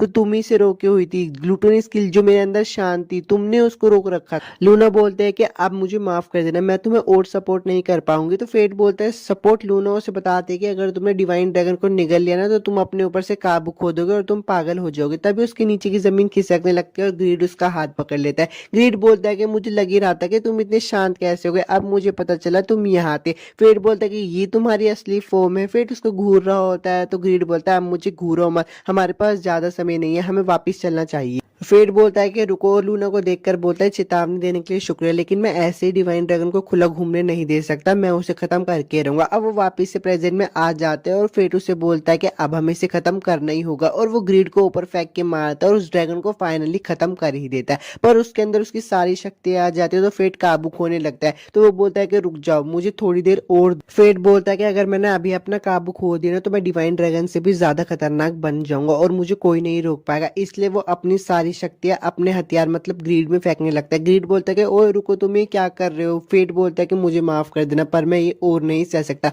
वो अपनी थोड़ी सी ताकत दे देता है ग्रीड को, और ग्रीड भी अपनी नई लेवल में आ जाता है। फेट बोलता है कि अगर अब मैं बर्सर्क मोड में जाता भी हूँ तो मुझे इतना डैमेज नहीं होगा। ग्रीड बोलता है कि अच्छा, तो ये स्किल सुमी भी अंदर से खा रही है। वहां पे माइन भी आ जाती है और फेट माइन को बोलता है प्लीज मुझे मार दो। माइन उसको बताती है कि जब तुम अपनी स्किल पर ज्यादा जोर देते हो ना, तो वो तुम पर हावी हो जाती है और तुम उस पर से अपना काबू खो देते हो। मैंने तुम्हें चेतावनी दी थी। फेट बोलता है मुझे माफ कर देना। माइन बोलती है अच्छा, मैं समझती हूँ, उसको मारने वाली होती है, पर लेडी रोक्शी आकर उसको बचा लेती है। फेट बोलता है कि आपने मुझे क्यों बचाया। लेडी रोक्शी बोल रही तुम ये मुझसे पूछ रहे हो, तुम अभी क्या करने की सोच रहे थे। फेट बोलता है कि मैं नहीं चाहता था कि आप मुझे कभी ऐसे देखो। लेडी रोक्शी बोलती है कि तुम्हें क्या लगता है इन सब चीजों से मुझे तुमसे नफरत हो जाएगी, भले ही तुम में कैसी भी ताकत आ जाए, लेकिन तुम मेरे लिए वही फेट रहोगे। फेट मन में सोच रहा होता है कि ग्लूटो स्किल्स पहले से बेकाबू थी, लेकिन अब वो शांत हो गई है। फेट मन में सोच रहा होता है कि मैं पहले डरा हुआ था कि लेडी रोक्शी जब मुझे ऐसे देखेंगे तो वो मुझसे नफरत करेगी, लेकिन अभी उन्होंने मुझे देख लिया और वो मुझे इस चीज को लेके एक्सेप्ट भी करती है। मैं हमेशा सोचता था कि मैं लेडी रोक्शी को बचाऊंगा, पर मुझे लगता था कि वो मुझे बचाएगी पहले की तरह। अब फेट लेडी रोक्शी की बाहों में बेहोश हो जाता है और कुछ दिनों के बाद उठता है। फेट कहता है कि मैं कहाँ हूँ और ये मेरा कमरा है। वो अपने हाथ को देखता है तो उसको याद आता है कि हाँ, ये तो नॉर्दन ने मेरे हाथ को काट दिया था और मैं कितने दिन से सोया हूँ। तो एरिस और माइन अंदर आती है और एरिस बोलती है तुम पूरे एक हफ्ते से सोए हुए हो। वो बोलती है तुम्हें अभी भी मेरी चिंता है। माइन बोलते तुम बहुत सोते रहते हो। एरिस बोलती कि तुम इसे दोष नहीं दे सकती क्योंकि इसने अपनी हद से ज्यादा ताकत का इस्तेमाल कर लिया था। इरिस फेट को उसका हथियार दे देते और बोलते हैं ये लो, तुम इसे भूल गए थे। ग्रीड फेट से बोलते कि इतने दिनों के बाद मेरी याद आ रही है। फेट ग्रीड को बोलते कि अरे तुम्हारी हालत तो कुछ ज्यादा ही खराब है। एरिस बोलते कि इसकी हालत तो खराब होनी ही थी, हम इसे गालिया के सेंटर तक ढूंढ कर आए इसलिए इतना गंदा हो रहा है। फेट बोलता है कि वहां तक पहुंचा कैसे। एरिस उसे बताते हैं कि शायद इसे कोई वहां पे मॉन्स्टर ले गया होगा क्योंकि माइन उसे कलेक्ट करना भूल गई थी। एरिस अब मेन बात बताती है, अब जबकि तुमने डिवाइन ड्रैगन को हराई दिया है तो हमें तुम्हारी मदद की जरूरत है। खैर, रोक्शी की मौत से क्राउन ह्यूमन बनाने का प्लान अब खत्म हो चुका है। फेट बोलता है कि वादा करो कि अब तुम लेडी रोक्शी को कभी नुकसान नहीं पहुंचाओगी। तो एरिस बोलते हैं कि हाँ, मैं इतनी बेवकूफ थी, मैंने उसे मारने का प्लान बनाया। अब जबकि डिवाइन ड्रैगन बन गया है तो अब इस देश का एक नया जन्म होगा और हमें तुम्हारी मदद की जरूरत है। तुम मना नहीं कर सकते क्योंकि जिन जिन के पास ये अजीब से वेपन होते हैं उन्हें करना ही पड़ता है। फेट बोलते कि अच्छा ठीक है। एरिस बोलते कि चलो अब तुम्हारे हाथ का जुगाड़ करते हैं। फेट बोलते क्या मेरा हाथ ठीक हो जाएगा। एरिस बोलते कि हाँ, पर उससे पहले हमें यहाँ से निकलना होगा। तो फेट बोलता है मैं लेडी रोक्शी से तो मिल लेता हूँ। एरिस बोलते कि नहीं, अभी तुम्हारा उसके पास जाना खतरनाक है और वो वहां से चला जाता है। अब लेडी रोक्शी का सीन दिखाया जाता है जो कि फेट से मिलने के लिए आ रही होती है। रास्ते में उसे मीरिया मिलती है और पूछती है आप कहाँ जा रही हो। तो लेडी रोक्शी बोलती है मैं एक ट्रिप पर जा रही हूँ, और मन में मीरिया बोलते कि हाँ, मुझे पता है आप उस झिंगुर से ही मिलने जा रही होगी। लेडी रोक्शी फेट के कमरे में आती है और फेट को गायब देखकर चिंता करने लगते हैं। वो एक लेटर पढ़ते हैं और उसमें लिखा होता है मुझे माफ करना, मैंने आपको कभी अपनी ग्लूटनी स्किल्स के बारे में नहीं बताया, और हाँ, मुझे माफ कर देना, लेकिन मुझे अभी जरूरी काम से जाना पड़ा, पर मैं एक दिन आपसे वादा करता हूँ मैं आपसे जरूर मिलने आऊंगा, तब तक अपना ख्याल रखना। लेडी रोक्शी बोलते कि पहले तुमने मुझे इतनी हिम्मत दी और अब ऐसे अकेले छोड़कर जा रहे हो। तभी थोड़ा पास का सीन दिखाया जाता है। एक बच्चा रात को बेंच पे बैठा होता है तो लेडी रोक्शी उससे जाकर बोलते कि तुम्हें अपने घर जाना चाहिए। तो फेट बोलता है कि नहीं प्लीज मुझे मत मारो। लेडी रोक्शी बोलती कि मैं तो बस तुम्हें ऐसे ही कह रही थी। ले फेट बोलता है मुझे माफ कर। फेट बोलता है मुझे माफ कर दो। लेडी रोक्शी बोलती है अच्छा, तो लोग सच में होली नाइट से डरते हैं और फेट से माफी मांगने लगती है। फेट बोलता है आप क्यों माफी मांग रहे हो। लेडी रोक्शी बोलती है कि मुझे खुद को एक होली नाइट कहने में शर्म आ रही है। फेट को भूख नहीं लगती है तो लेडी रोक्शी उसको कुछ खाने के लिए खिलाती है। अब फेट को वहां से जाना होता है तो वो बोलता है अच्छा, अब मुझे पता चला कैपिटल में इतने बुरे लोग नहीं है। वो वहां से जा रहा होता है तो लेडी रोक्शी बोलती है तुम्हारा नाम क्या है। वो बोलता है मेरा नाम है फेट, और वहां से चला जाता है। लेडी रोक्शी बोलती है कि पहली बार मुझे खुद पर गर्व हो रहा है क्योंकि मैं एक होली नाइट। और प्रेजेंट का सीन दिखाया जाता है। लेडी रोक्शी बोलती है कि अपना ध्यान रखना फेट, और सीन बदल जाता है। वेल्ड्रिक ब्रदर्स का सीन दिखाया जाता है। राफेल बोलता है अच्छा, तो वो मास्क पहनने वाला बंदा ही फेट है जिसने हार्डो को मारा था। आता है और वो बोलता है मुझे जरा काम है, और अपने कमरे में जाके जोरों से हंसने लगता है और बोलता है फेट तुम बस देखते जाओ। फेट का सीन दिखाया जाता है। एरिस से बोलते हैं कि अगर तुम अपनी ग्रीड को थोड़ी सी पावर दे दोगे तो वो तुम्हें हील भी कर सकता है। फेट ग्रीड को बोलता है कि मेरी 40% पावर कर दो और मुझे हील कर दो। फेट का भी हाथ वापस से आ जाता है और एपिसोड 12 भी यहीं पे खत्म हो जाता है। अगर आपको ये सारे एपिसोड्स अच्छे लगे तो वीडियो को लाइक और सब्सक्राइब जरूर करना। मिलता हूँ आपसे नेक्स्ट एनिमे एक्सप्लेनेशन वीडियो में।